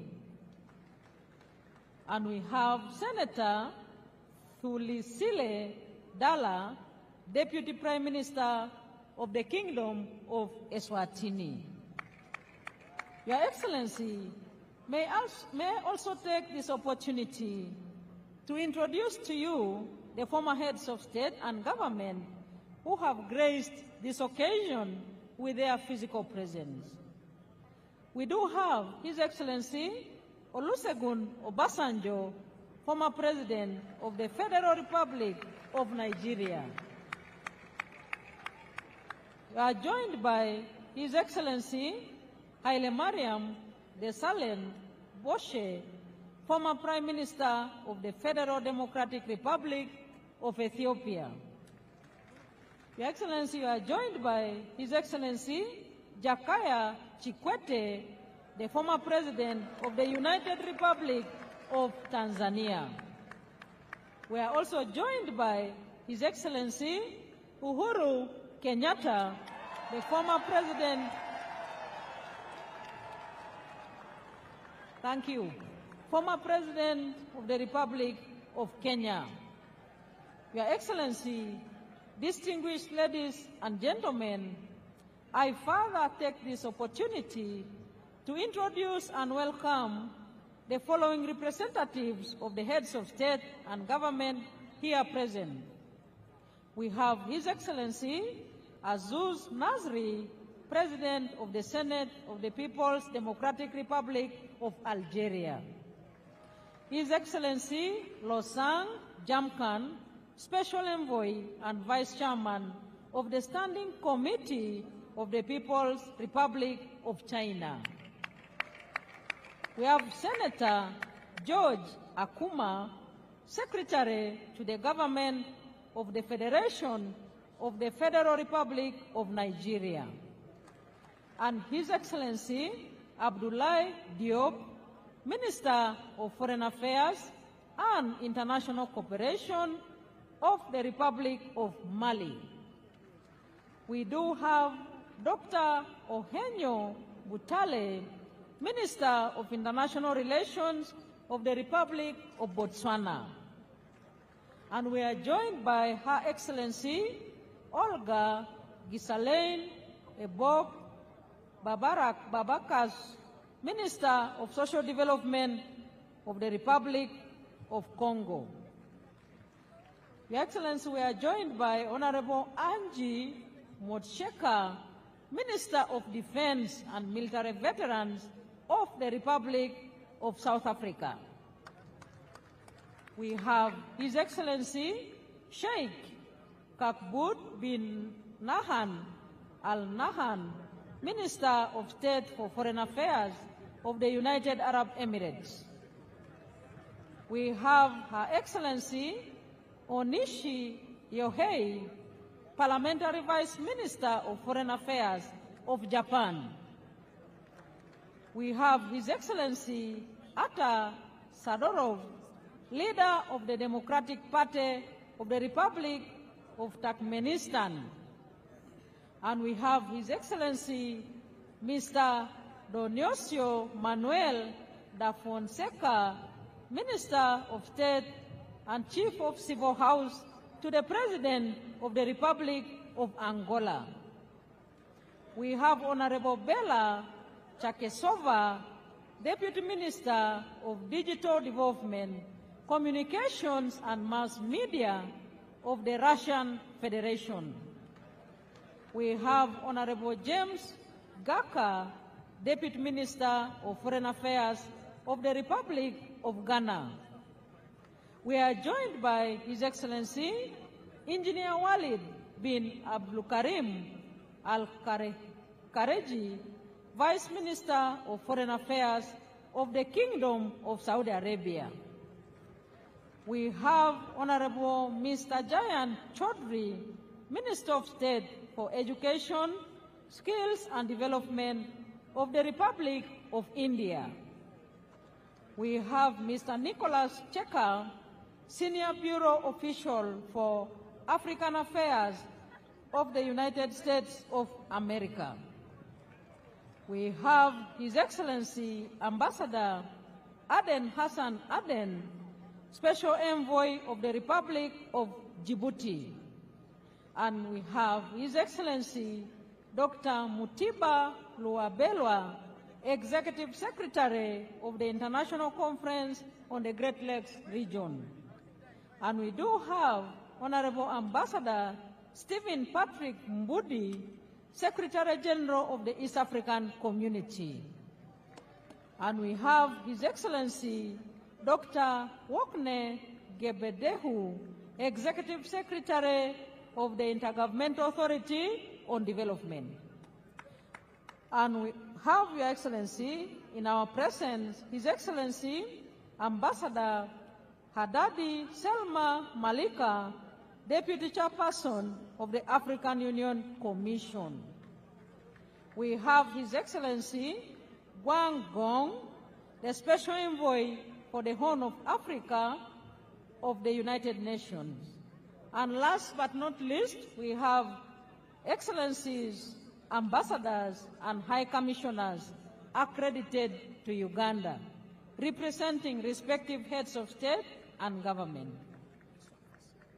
And we have, Your Excellency, all members of Cabinet present here, all members of Parliament present here, Right Honorable Deputy Speaker, Secretary General ODM Kenya, Honorable Catherine Omanyo.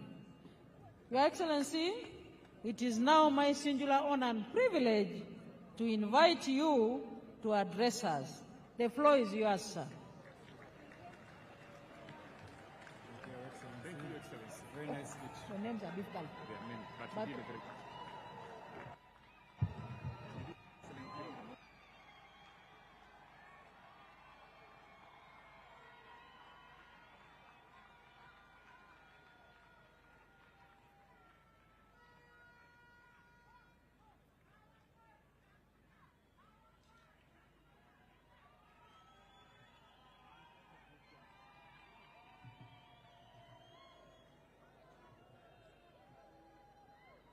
Excellencies, the heads of state who graced this occasion,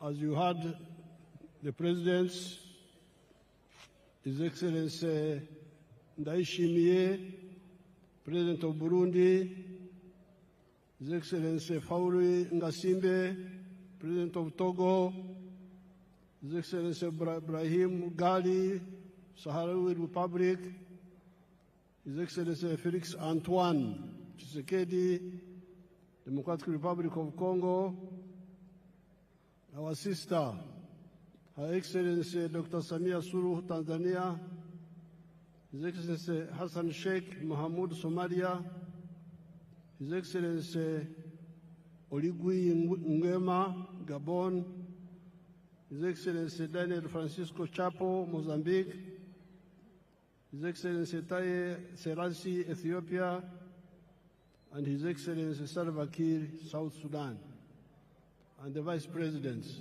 So, Your Excellencies, I welcome you to Uganda, and I thank you so much for showing solidarity with us. Now, among these Excellencies who are here, you, the Ugandans, especially the Bazukuru, the young people, Abazukulu gye muli?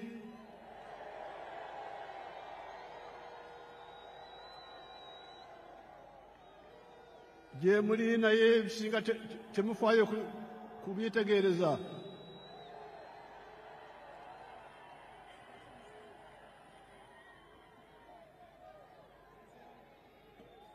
Mutomera butomezi. Twali ekyo. Nze jjajja nkyali wano.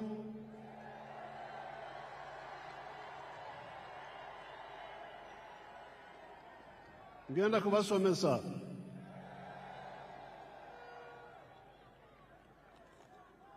I'm telling these grandchildren, Your Excellencies, I'm telling the grandchildren that they don't know much of the history. So on this occasion, I want to thank the people of Tanzania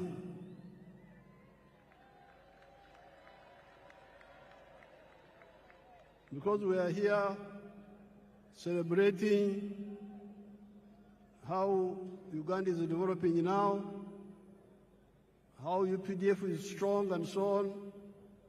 But the one who gave us the foundation was Mwalimu Kambarage Nyerere.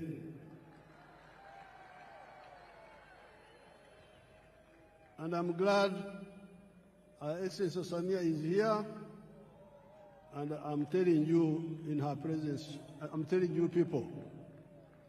So never forget Tanzania. Then we have got a very tall man. I had not met him before. Our son from Mozambique, the tall man, you stand up and they see you. He's a very tall man. He's the new president of Mozambique.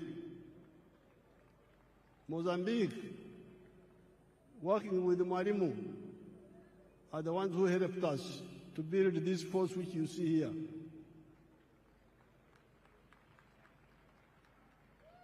The 28 people I trained in Montepuez, 1976-78, are the ones who built this army which you see here.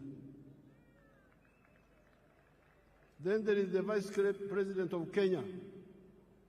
When Ugandans were running away, many of them would run to Kenya. So those countries in particular, I want you to know how they helped us.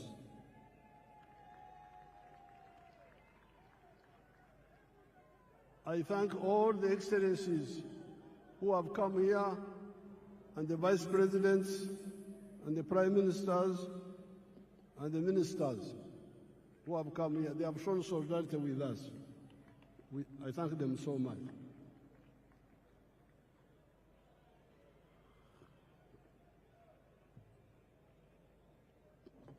Now, Your Excellencies, the visiting heads of state,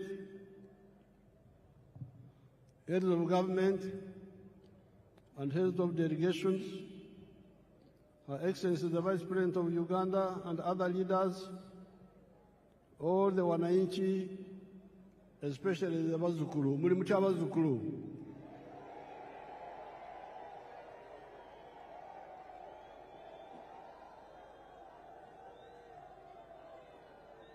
N'Abannayuganda abalala bonna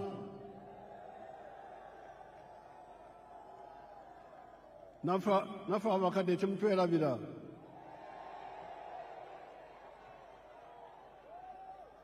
Habari nzuri wote.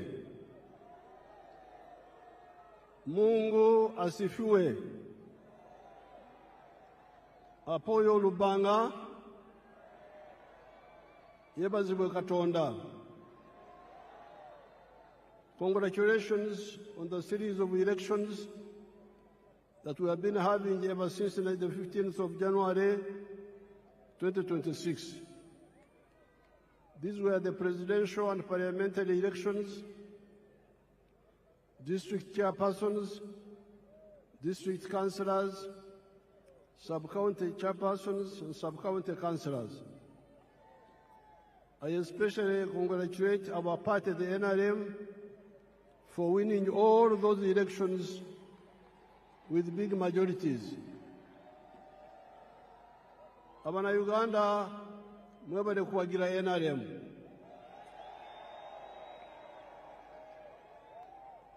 I also congratulate the other parties, such as the DP, the UPC, ETC, that participated in the elections without using violence, unlike the party of NUP and some few elements of FDC that were using violence. The parties under IPOD should clearly lay out agreed guidelines on the do's and the don'ts of election management, according to the laws and the Constitution of Uganda. This Kisanja,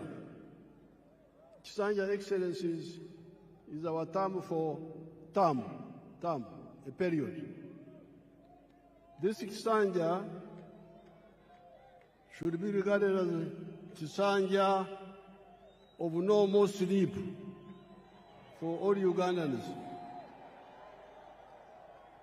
Kino ekisanja twetwetaaga abantu okwebaka ate nibeekwasa kino nibeekwasa kiri songa eddagala liwe liri. This Kisanja should be regarded as a Kisanja of no more sleep for Ugandans. With the advent of the NRM ever since 1986, the families that cared to listen to our message got out of poverty. Amaka agawulirizwa okuwabula kwaffe ne bakola bavada mu bwavu.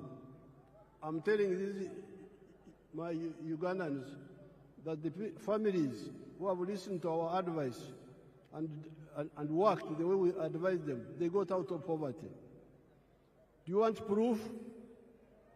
Mwetaaga obukakafu kambubalage nze nkozesa firimu sikozesa lugambo.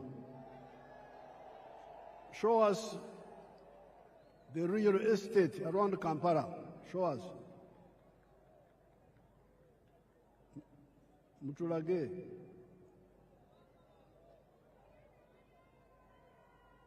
Show properly, don't switch off. You see all those houses? All those are new houses. And they are built by your own Ugandans. They are not built by foreigners. Yes, there are poor people in Uganda, but there are also those rich people you see there who listened and took advantage. Look at the real estate explosion around the Kampala Entebbe area, even before you go to other parts of Uganda. In the last elections, I reminded you of the Matafari and Uganda contributions that the NRM has put on the House of Uganda in the last 40 years.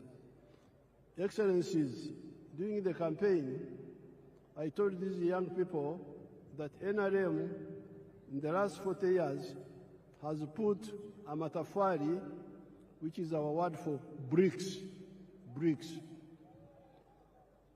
has put 7 matafari on the House of Uganda.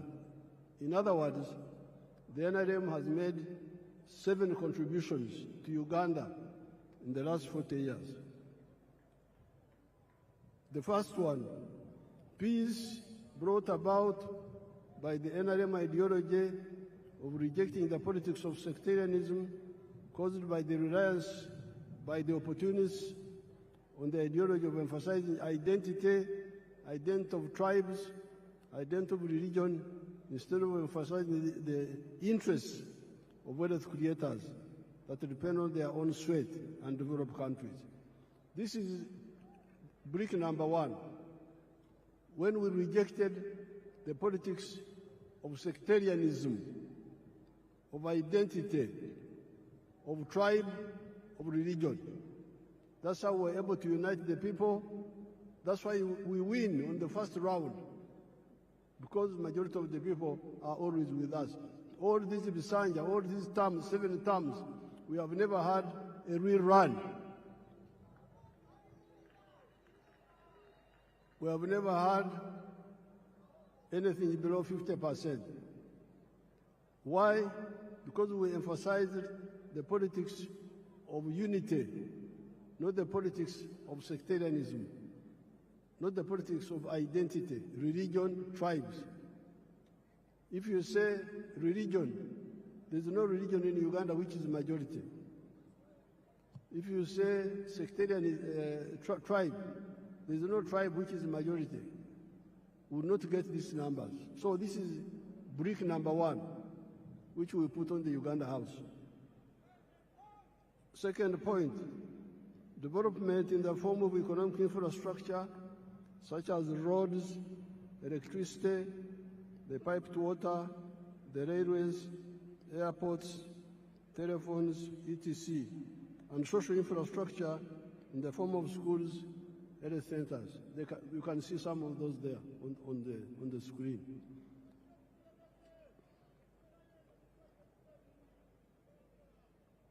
Number C, the brick number 3, wealth. You remember, I've been telling you, Enkula Kulana, in Swahili we say, maendeleo. But you can have maendeleo, in Swahili we must also have utajiri, wealth. So some people have been talking of roads, railway, electricity, but they never talk about wealth. And this is a mistake.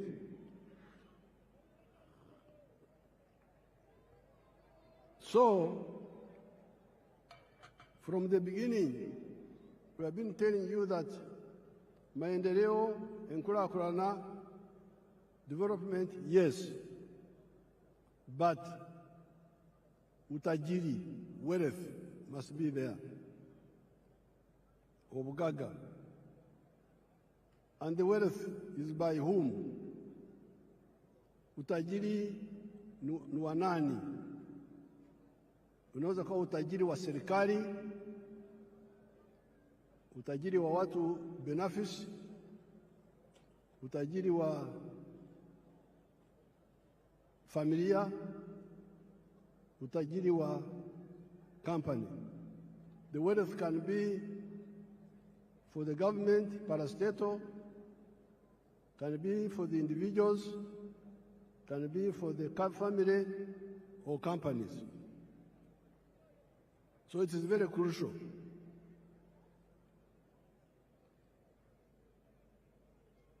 And in the case of Uganda, we have been telling you that the wealth is in the 4 sectors: commercial agriculture, manufacturing and artisanship, services, and ICT. If you want wealth, these are the 4 sectors where wealth is. Then number 4, it is now the wealth. Once people create wealth, the wealth creates jobs. You cannot have many jobs without wealth. Huwezi kuwa na ajira ya kutosha bila kujenga utajiri wa serikali, wa binafsi, wa familia, wa company. Kujidanganya huko kuache. Mwache kujidanganya. Muleme okwelimba. Tusobola kubeera n'emirimo awatali bugaga. Then brick number 5 were services. Service delivery. The government must provide some services. like security, like health, like justice, those are done, education, those are done by the government, and the government has done it. Then number 6, market, soko, tukizalisha mali, sisi wazalishaji mali, nani atanunua bidhaa zetu kwa wingi? If we create wealth and produce products, who will buy our products? So that's why the NRM from the beginning, with our elders, Mwalimu, Nyerere, Kaunda, all of them were clear. You cannot talk of development without market. We must unite East Africa, unite Africa so that we have a market that can absorb the products that we produce. The United States is a powerful country because they have got their parents created a big market for them. If I was in the USA, I would be a billionaire by now, because the market is there. You produce something in New York, it can be sold all the way to California. But here in Africa, the market was fragmented. But thanks to our partners in East Africa, we have united the East African market. All these leaders you see here, many of them are members of East African Community, of COMESA, of the African Union, the CFTA. So the market is now there. Then in the case of East Africa, we are talking of the political federation also, which will deal with the issues of security. Now the NRM has been telling you that out of the 7 bricks, NRM has put peace is now there, infrastructure is there, the service delivery of health care and schools is there, the market of East Africa is there, the market of Africa is there, we can also access the international market. So the problem is you now to do your part. And your part is in 2 areas. Wealth creation. Be part of wealth creation. Tozira bugaga, nsenedira bugaga. Nzinjagala bwavu. Tombule ebyo bugaga. Be part of wealth creation. And once you create wealth, you should also create jobs. Now, during the campaign, I showed you examples here. Let's see them, some of them again, a few of them. Basangwa.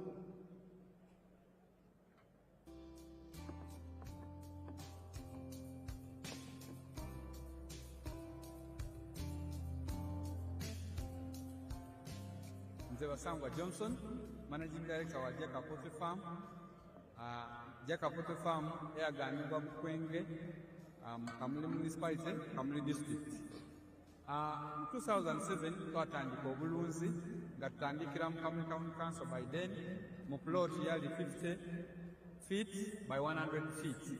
There's a foot atano ku 10 edaitaka. Tutandika tutya. Twali nga tulina ebyobufuzi wano mu Kamuli nga waliwo ensonga nga chairman wero sifa omugenzi kawugaba mwidukira Katonda mu ekyumulo eky'emirembe nga bamufuuyiremu abantu bangi abaataamu application nga bali kwenda okufuuka ba chairman ba 5. Aye president yaida yatulungamya yakuba tubana abantu mwena mwena temusobola kuba ba chairman ba 5. Aye abantu mujje mukola emirimu egingi ng'okulunda yayogera kulunda enviiri okulunda enkoko byona byona yabyogeraku. Nze napikinga mu kyokulunda enkoko n'atandika efaamu mu 2007 n'enkoko 5. Sawa dino wendogerera ku faamu kuno tize mabega ntambwire. President yaida yankyalira mu 2010 nga ndina enkoko 500 yasanuka ino. Sawa dino tutambwire tulina enkoko mitwalo 10 tufulumya amagi etula 2000 buli lunaku. Etula 2000 livaamu miliyoni 2 buli lunaku. Omwezi liba miliyoni 6. Omwaka tuba tuli mu biliyoni ze 6 n'ekitundu etuba tukolaki kuyingiza. So tuwulirisa omulamwa gwa president okuva ku kiseera ekyo kakati katukigiireku. President awaire musanufu ino ku bintu byenkoze era nga buli kaseera nkyekingako. Wendogerera kati tulina abakozi 300 betukozesa. Now you remember I was giving you the example of Basangwa. In 2007, I found them fighting for the position of district chairperson, political position. There were many of them. I advised them, why do you all fight for politics? Why don't you look at wealth creation? And I told them what to do, which we have been telling you from 1996. The 7 activities that you can do on a small scale in agriculture and you get out of poverty. Basangwa listened to my advice, and he had a small plot of 20 feet, is it 50 feet by 100, I think. He started rearing chicken for eggs. So he's now a rich man, getting more than 7 billion shillings a year now. But not only is he a rich man now, but he's now employing 300 people. So a poor man who had no wealth, who had no job, now is a rich man, but also has created jobs for 300 other Ugandans, those ones you see there. Then we go to Joseph Ijara of Sherehe.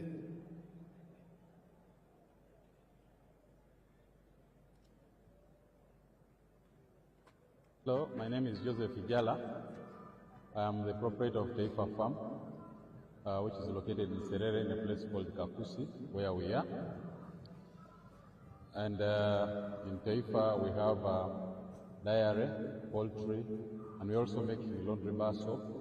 But we also have the value addition aspect of the farm, where we produce yogurt and pack it, in it for the market. This project started 11 years ago after an inspiration from His Excellency, the President of Uganda, when he had come here and he was teaching people about the 4-acre model. He was having a rally in Soroti, and that time I was working as a taxi driver. He was doing that master business in Soroti. So when I heard this, when I heard he was around, I crossed to go and listen to his story. And he was talking about a 4-acre model, how to improve household income. So when I came back, I was fired because I delayed there at and the guy said, you go and eat those words that you had. But I had already this land, 2.5 acres, but I also had local chicken here. But after hearing that, I got inspired to put more effort on raising this chicken. So I raised the chicken to the tune of about 100 of them. Then I got a small incubator. That was about 64 eggs. So I used that incubator for multiplying my local chicken farm. Eventually I was having 1,500 local chicken around. I was very famous for local chicken. So but then local chicken were not answering my day-to-day So I decided to translate it to layers.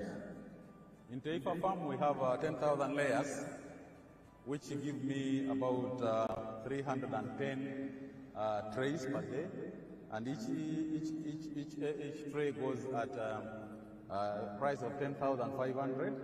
So approximately about 3 million shillings a day from the eggs that we get. Now that is Joseph Ijala of Sherehe, who was wasting time as a taxi driver getting little money. So when he heard my speech, he had 2.5 acres back home. He went back and started rearing chicken for layers, for eggs, and dairy. Now he's getting a lot of money. He was saying that he's getting 3 million shillings per day from the eggs alone. But when I went back in the campaign, he's now getting more than 6 million shillings per day. That is Ijala. Now, there is Nyakana. Let's see Nyakana now.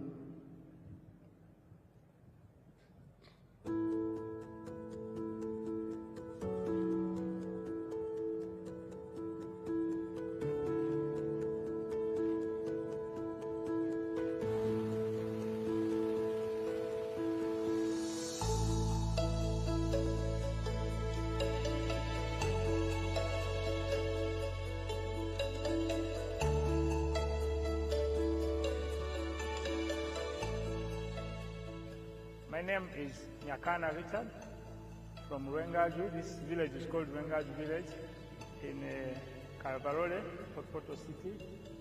And where we are here is my home and it's my farm.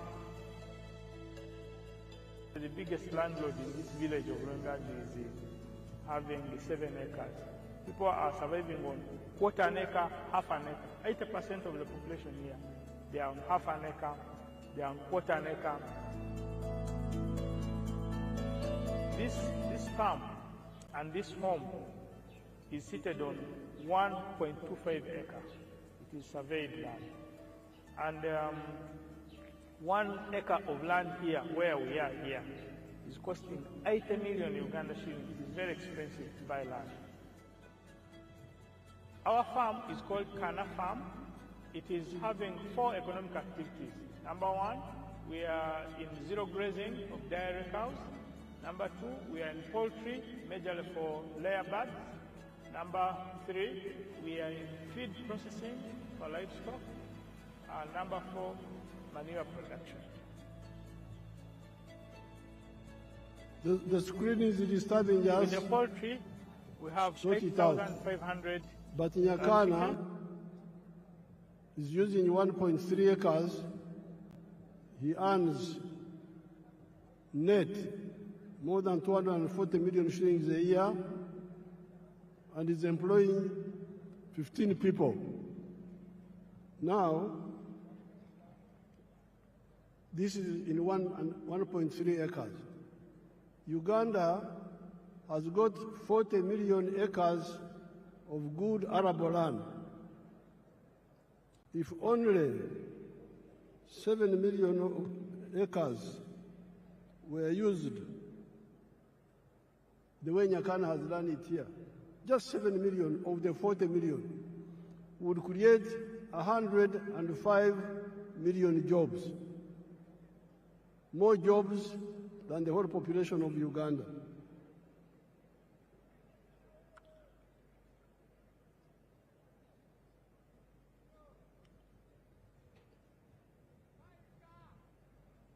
I have reminded you that Uganda has got 40 million acres of very good arable land. If only 7 million of those acres were used the Nyakana way, would create 105 million jobs in small-scale commercial agriculture alone of the 4 acres model or less, and the 7 economic activities. This is before you talk of the big-scale commercial agriculture, such as Madvani, who employs 14,000 people at Kachira, before you talk of the manufacturers that are now employing 1.5 million people. Now, you can say, you Museveni, you are always talking of small people, of 4 acres and less. The Basangwas, the Ijaras, the Nyakanas. Oh no, you are mistaken. I support the big ones also. Let's see Madvani. Show us Madvani if you man, if you are not asleep. The one of the screen. You want the big ones? There they are. The big ones are there. But we struggle with the smaller ones because they are the ones who don't know what to do. The big ones, most of the time, know what to do.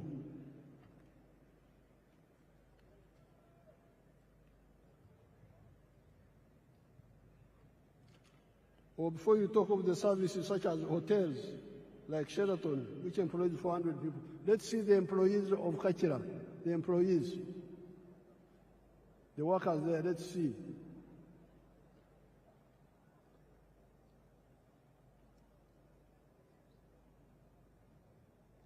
They are employing 14,000 people in Kachira. Let's look at Sheraton. Sheraton is employing how many people?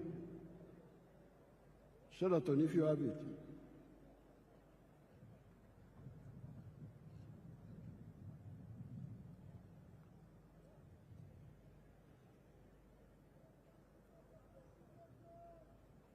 Sheraton is employing 400 people. Let's look at Mbare. Those are employees of Sheraton. See how smart they are. Let's look at Mbare Industrial Park.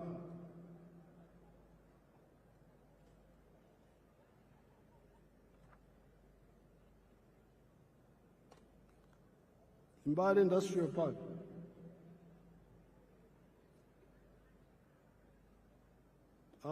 Freeze it. Go back a bit. Freeze there. You can see how many young people are employing in that industrial park.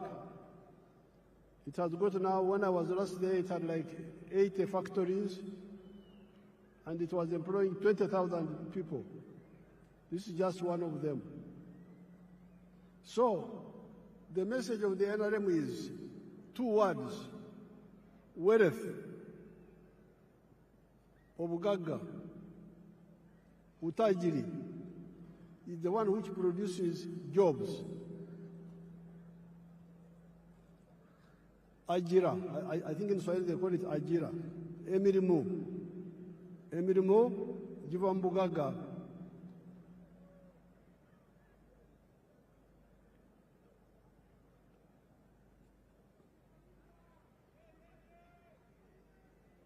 The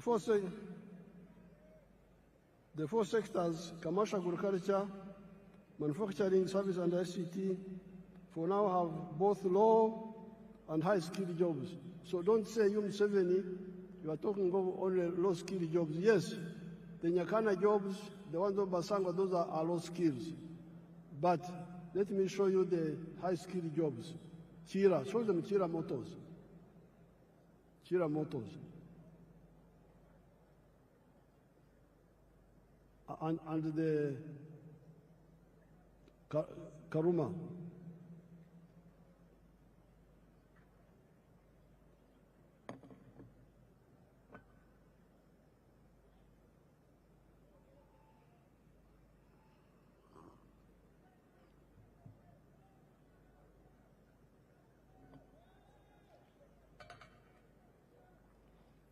Now all those are skilled workers. Let's see the ones of Chira.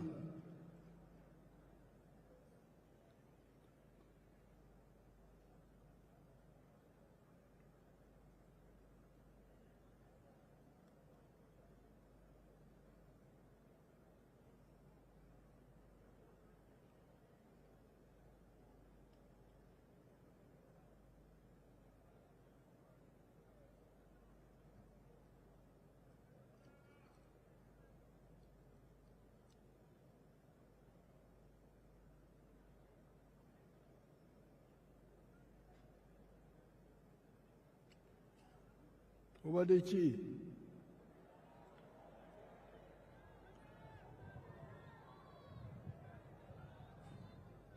Alambaire kulambala yebase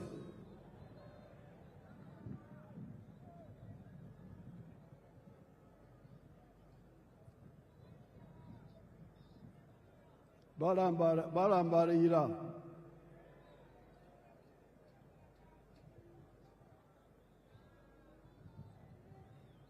now those are all high-skilled workers. Let's see what they are producing. Show us the buses.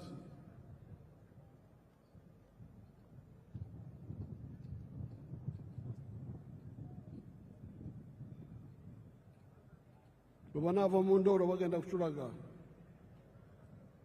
they get out of sleep, they will show us. Let's continue.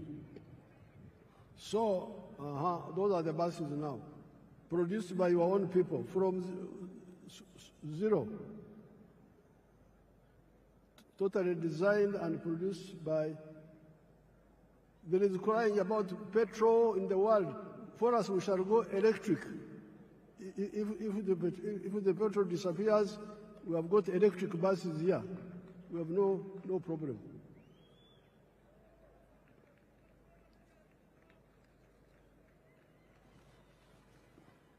So,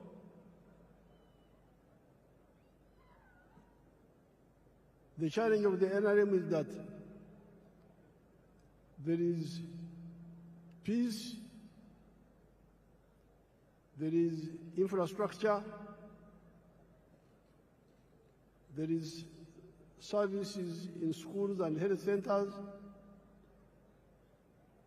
there is market of Africa, but you must be engaged in wealth creation.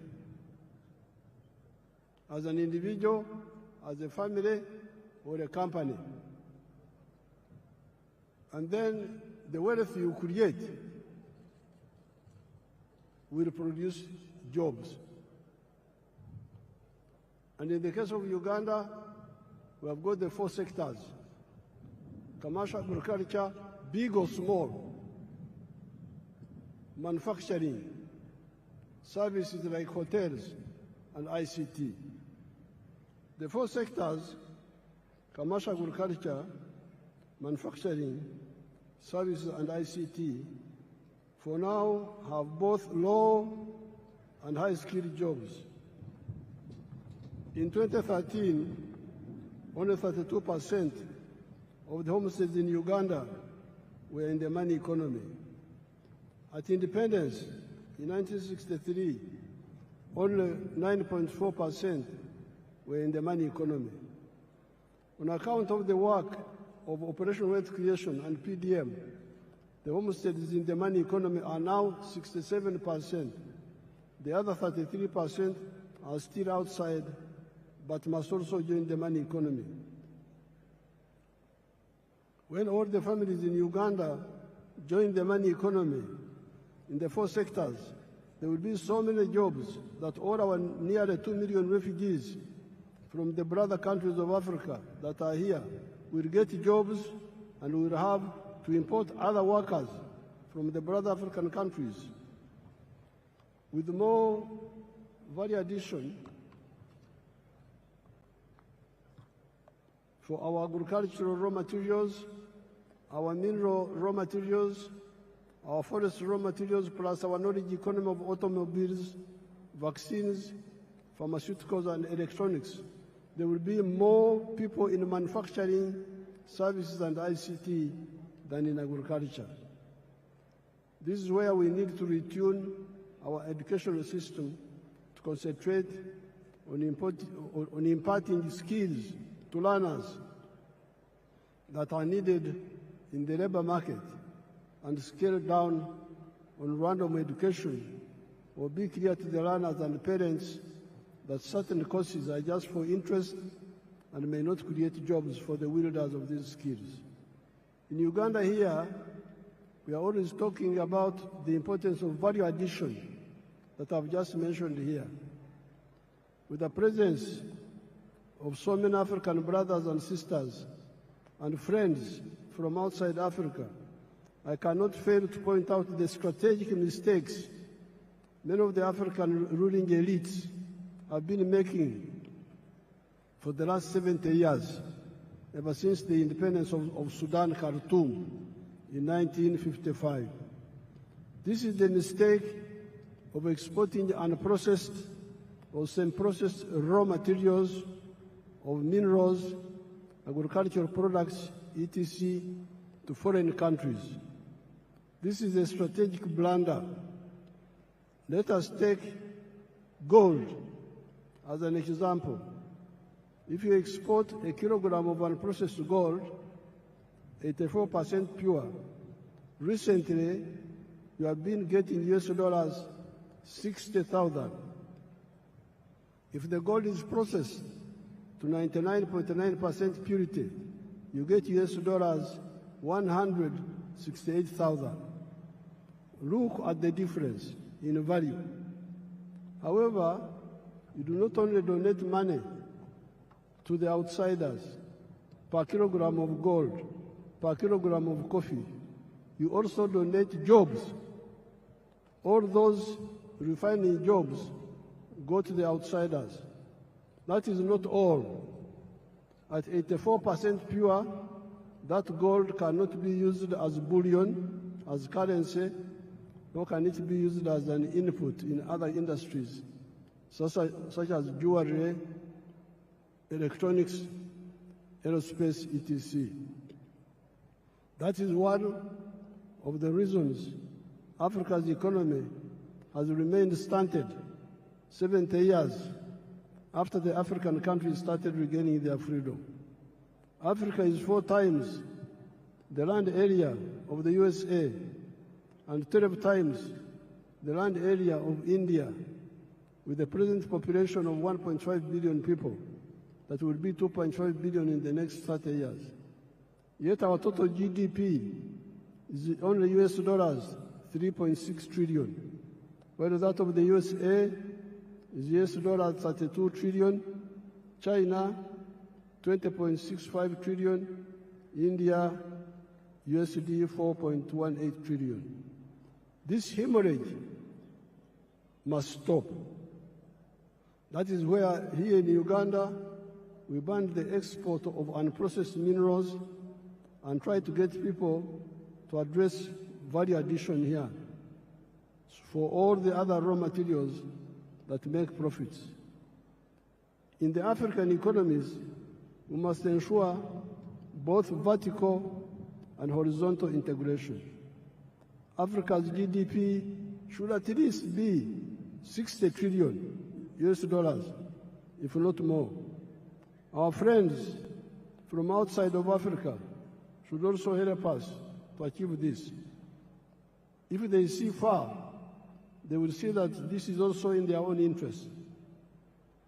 If you are a clever capitalist, why would you want to do business with a poor man with a small purchasing power? I regard myself as a clever capitalist. I produce milk. I want many Ugandans and many Africans to buy my milk. However, they cannot buy my milk unless they have money in their pockets. Luckily, I am both a clever capitalist and also a Christian, as well as a patriot. And I therefore love God with all my heart, and I love my neighbor as I love myself. I'm therefore working feverishly to put money in the hands of Ugandans for them to get out of poverty, improve their purchasing power, and also improve their milk consumption per capita from the present 60 liters to 210 liters recommended by WHO for the sake of the calcium of their teeth and their bones. I also pray the same happens in the whole of Africa and the world. The phenomenon of Uganda having more jobs than local labor force is not new. The small enclave economy of the British Times, the economy of the 3 C's and 3 T's, could not get enough workers locally, although it was only covering 9.4% of the homesteads. That is how our brothers from Rwanda, Burundi, Kenya, South Sudan, Tanzania came. You listen to our message and wake up, kuzukuka, given our raw materials base of Uganda, the present population of Uganda of 48 million people will not be enough to manage a developed Uganda. In small-scale agriculture, in order to support PDM with zero grazing chicken, pigs, goats, turkeys, sheep, cattle, we must solve the problem of water up to the whole household level, or up to at least the village, where one can use a wheelbarrow to bring the water to zero grazing areas. The current woman MP from Tungamo, the Honorable Josephine Kamateneti, has developed an interesting model that uses solar-powered water pumps and wells, amaziba, or uzi, in the areas of Uganda that have got Enshuro spring. She uses 8.1 million shillings for a village. The homesteads can then use wheelbarrows to bring the water to their homes. How can this model be adapted to the boreholes for the areas with no Enshuro? With fish farming, before I go to the fish farming, I wanted to show you Wagagai in Busia, the value addition to gold. If you have it, show it quickly.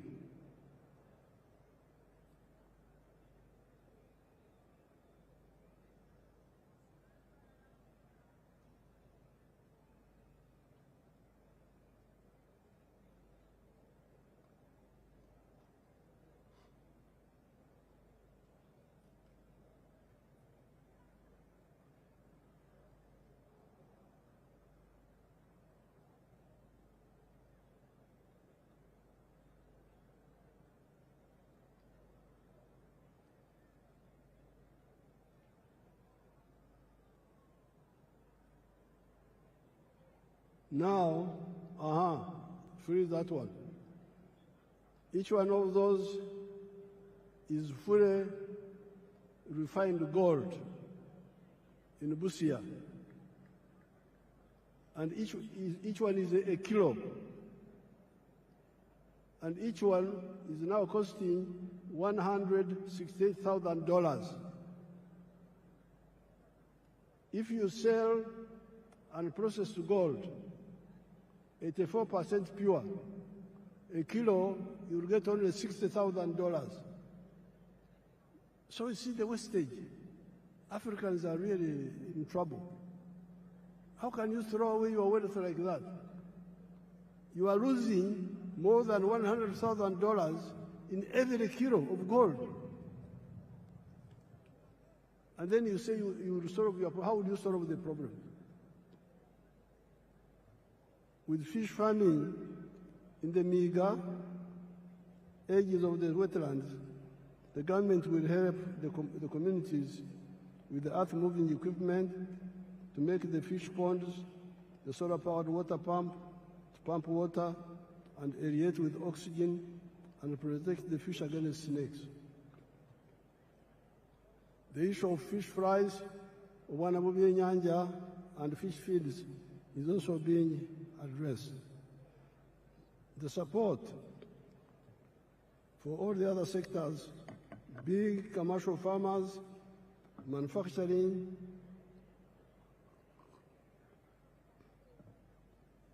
artisanship, services, ICT are contained in the government's Fourth National Development Plan, NDP4.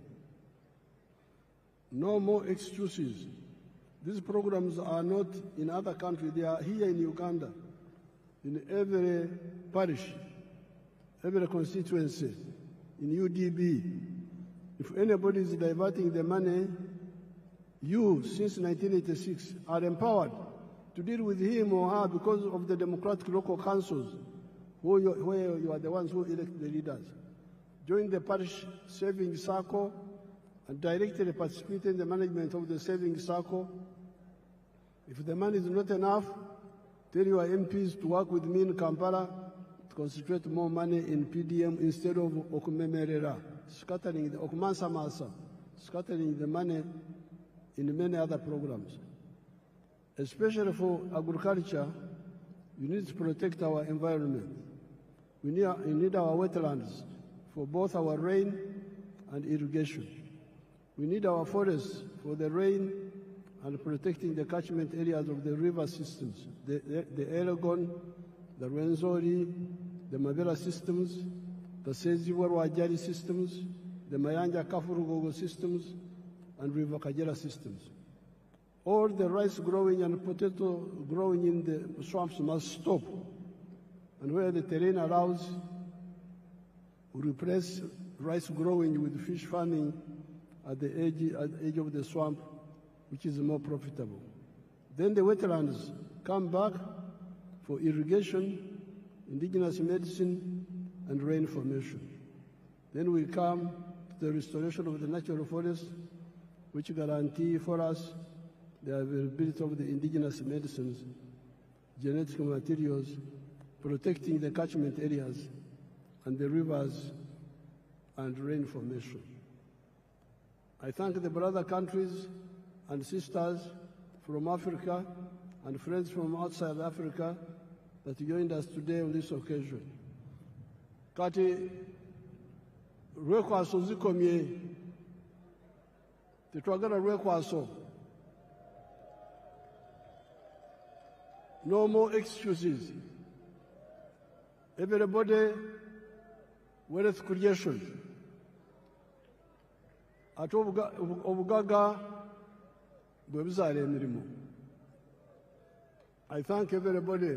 I would now like to ask His Excellency Ndayishimiye, who is the head of the African Union, but also President of Burundi, the Burundi president. Because he's the chairperson of the African Union, to come here and greet you on behalf of the visiting president. Thank you so much.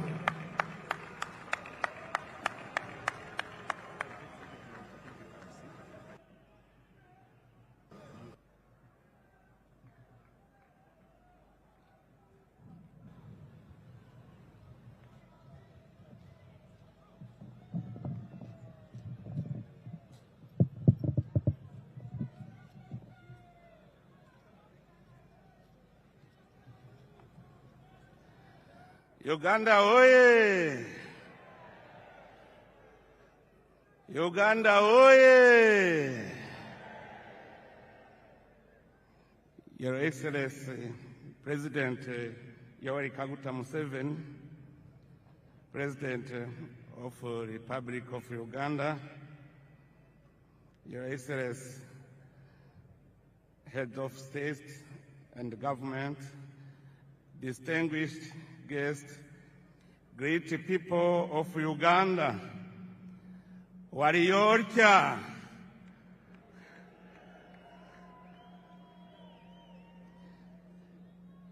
It is a profound honor and a singular joy for me to stand before you today alongside the distinguished guests gathered here on this great day in the history of the Republic of Uganda. Beyond the beginning of a new presidential mandate, your election, Your Excellency President Museveni, stands as a powerful affirmation of the underlying peace, stability, and institutional continuity that Uganda has cultivated over the years. Your Excellency, your renewed mandate comes at a defining moment for our beloved Africa continent. By inaugurating this new term under the term Securing the gains and advancing towards a prosperous and emerging nation, you have once again demonstrated your steadfast patriotism, visionary leadership, and unwavering commitment to the progress of Africa as a whole.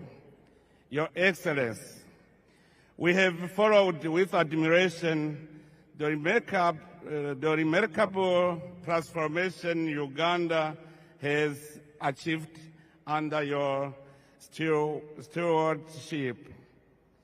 During the years of your leadership, your nation has undergone profound progress in the field of security, social cohesion, and economic development. Through sustained economic growth, strategic investment in infrastructure, and policies aimed at reducing poverty and improving livelihoods, Uganda has steadily positioned itself among the continent's most promising emerging economies. Your Excellency, at this occasion, I would like to pay special tribute to your invaluable contribution to the restoration and the consolidation of peace in Burundi. At a critical moment in our history, your leadership, wisdom, and personal commitment played a decisive role in supporting dialogue, reconciliation, and stability in my country. The people of Burundi will always remember with gratitude your tireless efforts in favor of peace, not only within our borders, but throughout the Great Lake region. Also, in our region, you are rightly regarded as an elder statesman, a wise and respected senior leader whose counsel continues to guide efforts toward peace, unity, and cooperation among our nations. That is why, on behalf of the people of Burundi and all those who have directly benefited from Uganda's progress and hospitality, I wish to express our heartfelt gratitude to the Republic of Uganda and to you personally, Your Excellency. Your Excellency, as I conclude, I wish to warmly congratulate the people of Uganda for the confidence they have once again placed in His Excellency President Museveni. In doing so, you have reaffirmed your attachment to peace, stability, resilience, and wise leadership. It is my sincere hope that this new mandate will usher in even greater prosperity and opportunity to every Ugandan family. May your wisdom, dear brother President Museveni, continue to enlighten our continental dialogue, and may the bonds of fraternity and cooperation between Uganda and the nations of Africa grow ever stronger. May Almighty God bless our great African continent. May God bless Uganda and its courageous people. I thank you very much. Mwebale.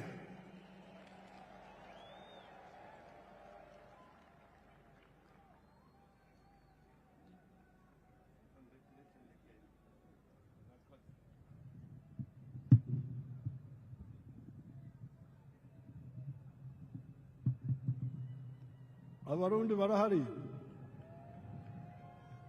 Abarundi baravuga ki? There are many Burundis here.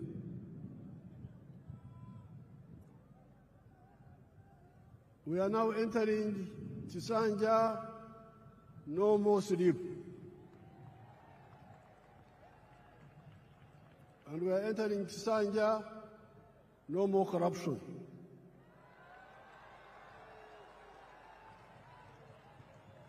You heard the prayers. You heard the prayers of the bishop. That prayer of the bishop should be captured properly. Okusaba kwa bishop kukolemedde ababbi.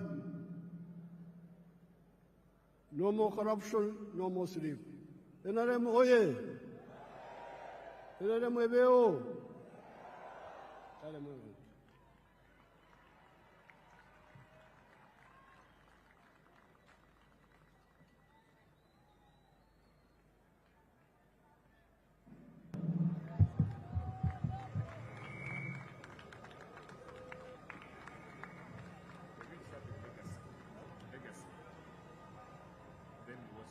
Your Excellency, I would like to thank you for the address to the nation and seek your guidance on how to proceed with the two entertainment items which are on our program. If it pleases you, Your Excellency, I now invite Legacy to make their presentation in less than 5 minutes. And as they are coming, I request all of you to join me again in thanking His Excellency the President for that comprehensive address to us. And very quickly, Your Excellency, also, I would like to mention that all the RDCs are here, the RCCs, the LOC5 chairmen, the NRM chairmen from all districts are here joining you in this momentous occasion. Legacy, you have the floor. Less than 5 minutes.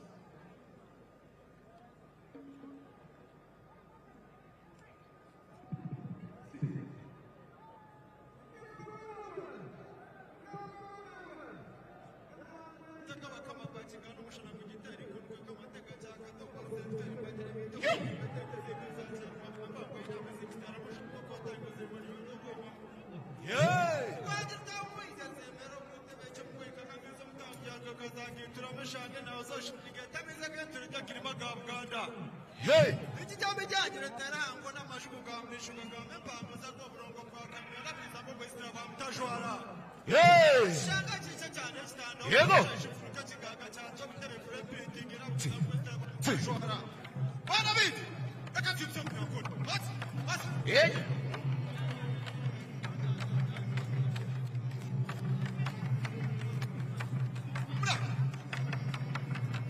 Echaru songera, echaru songera, ejuguni shimuragar. Echaru songera, echaru songera, ejuguni shimuragar. Echaru songera, echaru songera, ejuguni shimuragar. Ochibia, ochibia, ochibia, ochibia. Nimuevare, nimuevare, ochibara bantau.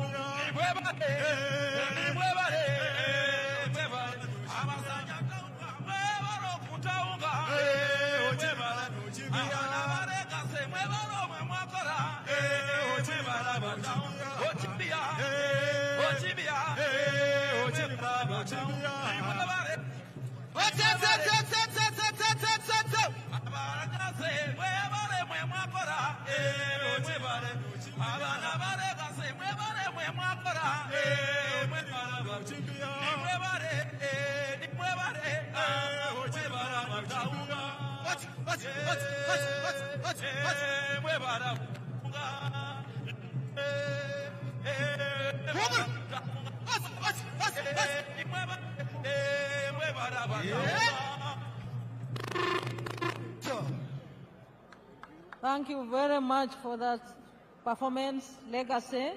May I now invite Uweso, and thank you for keeping time. Uweso, please come on the stage and entertain His Excellency the President, our newly inaugurated President, and our treasured guests here present. Your Excellency, Uweso is now coming on stage, also to use less than 5 minutes to entertain you and our guests.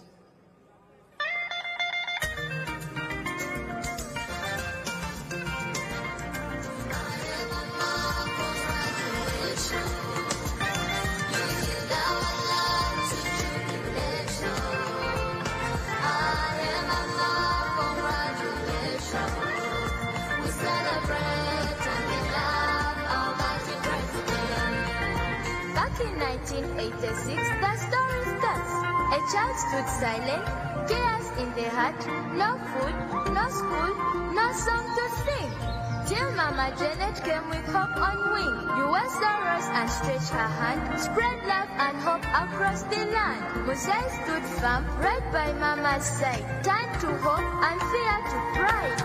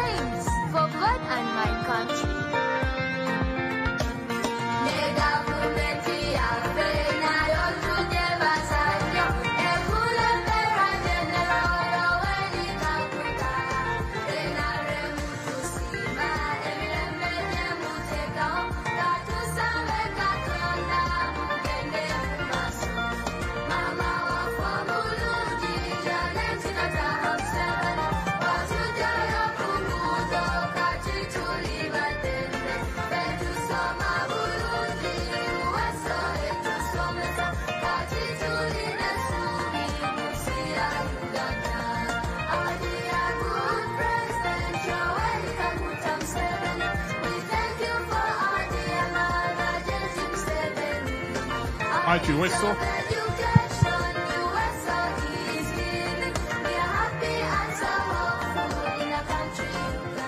Thank you very thank you very much for that thematic entertainment song. Your Excellencies,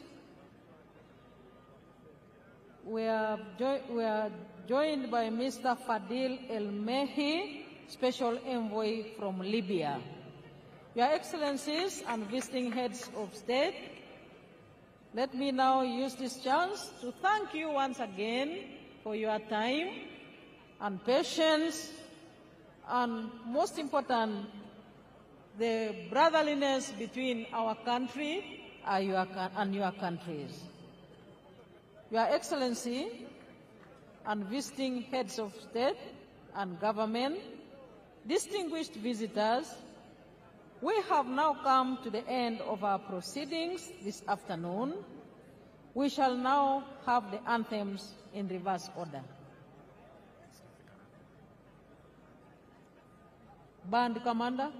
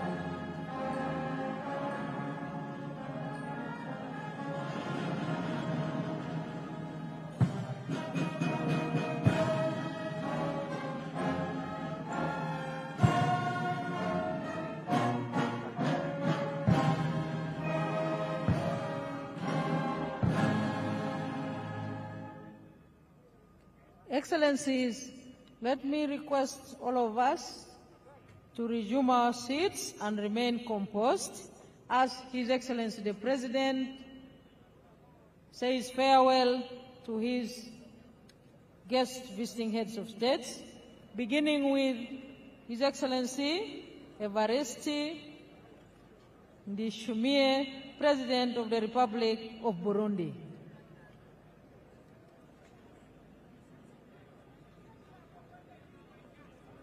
And next will be the President of Somalia. Names.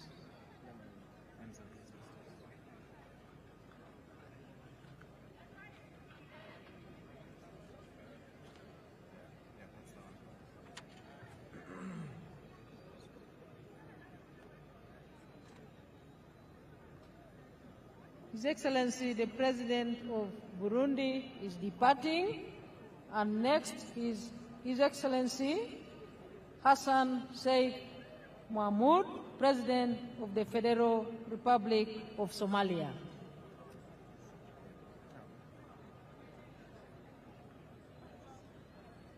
About the third? The third.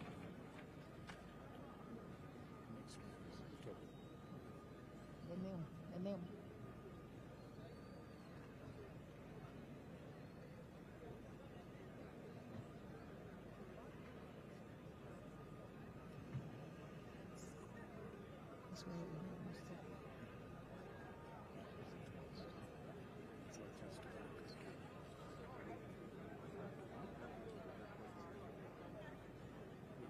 His Excellency, the President of Somalia, is departing.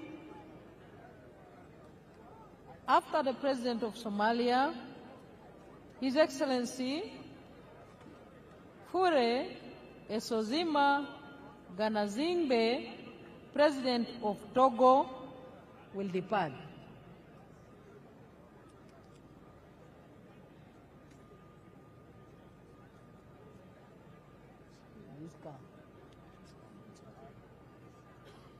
After Togo.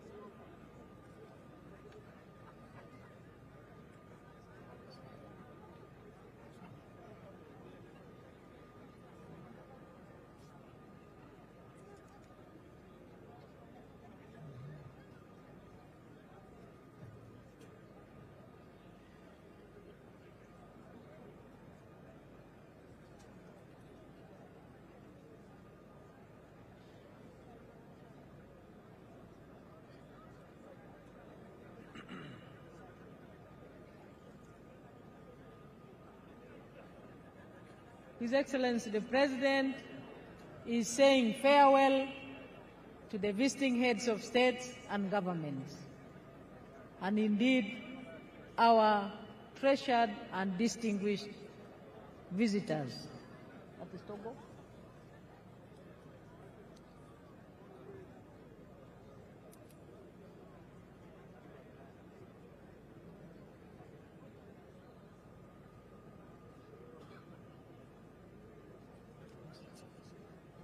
After Togo. Togo has left. Is that Togo? Okay. His Excellency, the President of Togo, is now departing. Next will be His Excellency Brahim Gali, the President of the Sahrawi Arab Democratic Republic.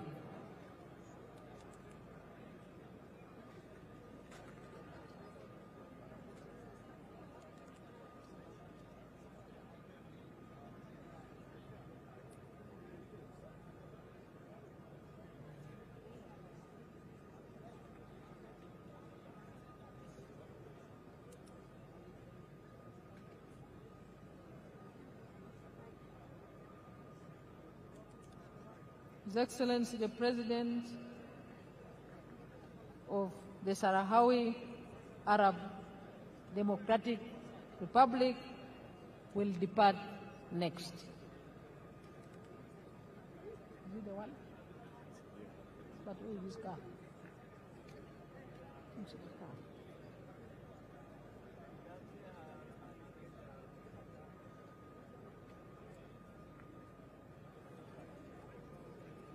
The President, His Excellency Ibrahim Gali, President of the Sahrawi Arab Democratic Republic, is on the stage to depart.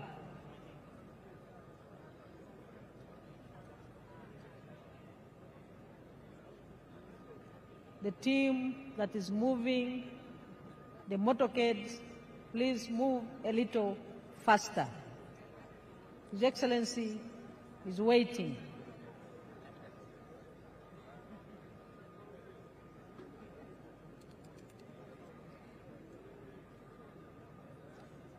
And next is Her Excellency Dr. Samia Suluhu Hassan, President of the United Republic of Tanzania.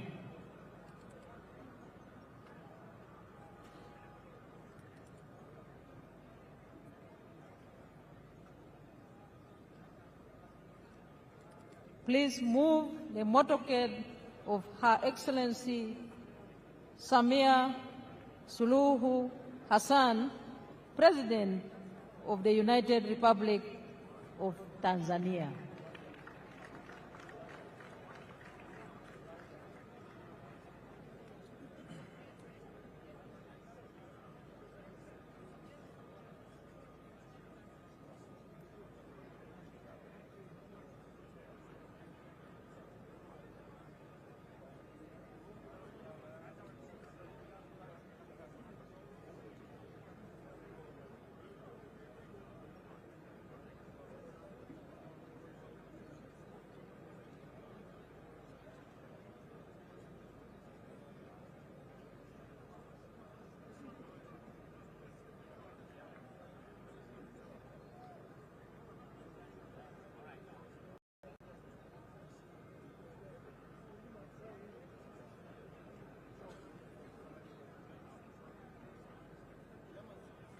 Next to depart is Her Excellency Dr. Samia Suluhu Hassan, President of the Republic of Tanzania. I request the team that is moving the motorcades to act faster.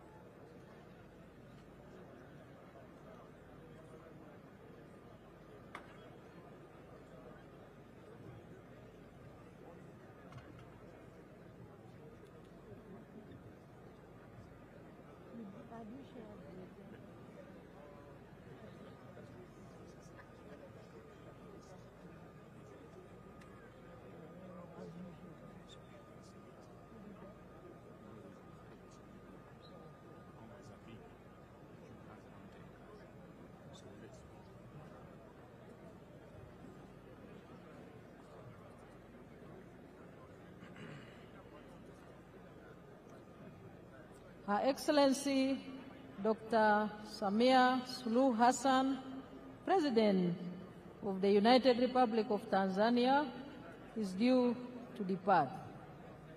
I request the convoy commanders to act faster. Her Excellency is waiting. I thank you all for the patience and the discipline which we have all exhibited as Ugandans in hosting our guests from the time they arrived here in our beautiful country, the Pearl of Africa. Thank you, Convoy Commander. I can see some action. Her Excellency Dr. Samia Suluhu Hassan will depart next. Her Excellency, the President of the Republic of Tanzania.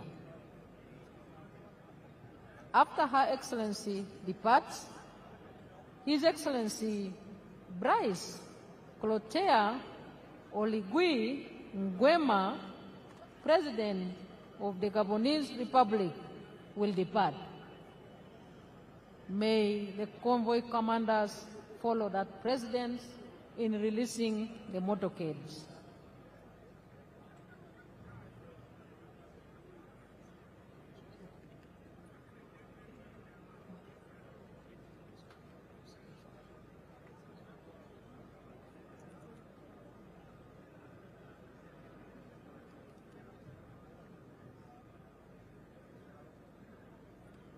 The next motorcade we expect on the stage is that of His Excellency Rais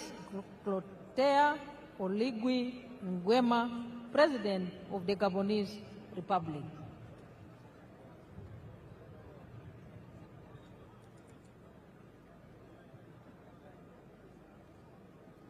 Her Excellency Dr.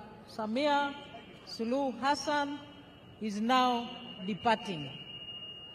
We thank Your Excellency for your physical presence at this momentous occasion.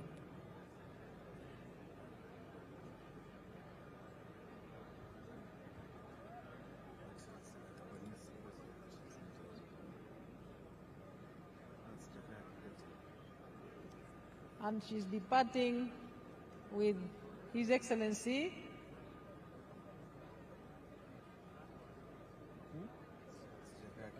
Jakaya Kikwete, the former President of the Republic of Tanzania. Thank you for gracing our occasion.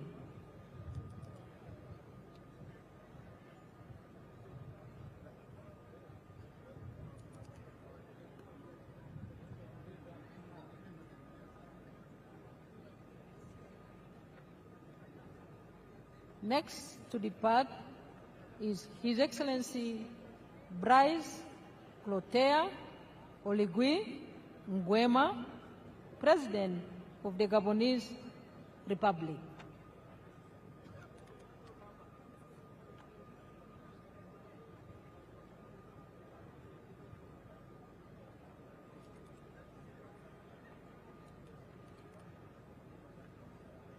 And the motorcade on standby should be for His Excellency Daniel Francisco Chapo, President of the Republic of Mozambique. Her Excellency the President of Tanzania has departed. On the stage is a motorcade of His Excellency Rais Oligui Nguema, President of the Gabonese Republic.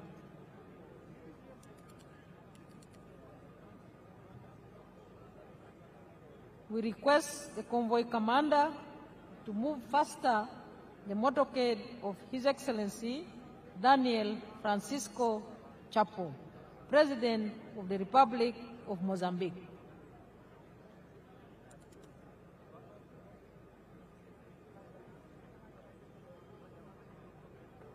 His Excellency Rais Oligui Nguema is departing the stage, President of the Gabonese Republic.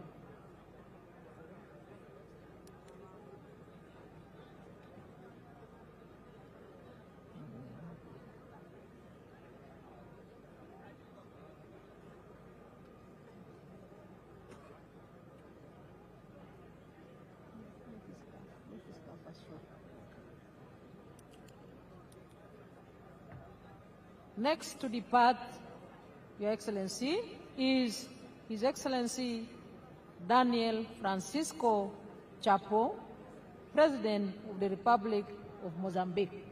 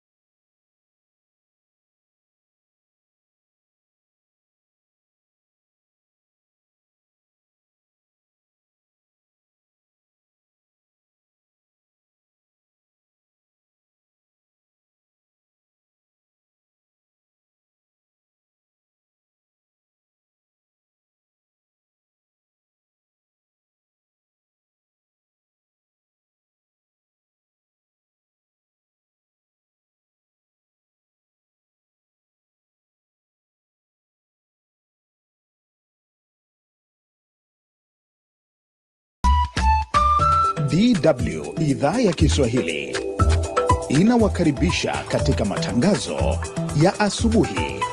Ni saa 11 hapa Ulaya ya Kati, sawa na saa 12 Afrika Mashariki. Hujambo na karibu msikilizaji katika matangazo yetu ya leo asubuhi, na kwa niaba ya wote watakaosikika, jina langu ni Michael Kwena. DW habari za ulimwengu.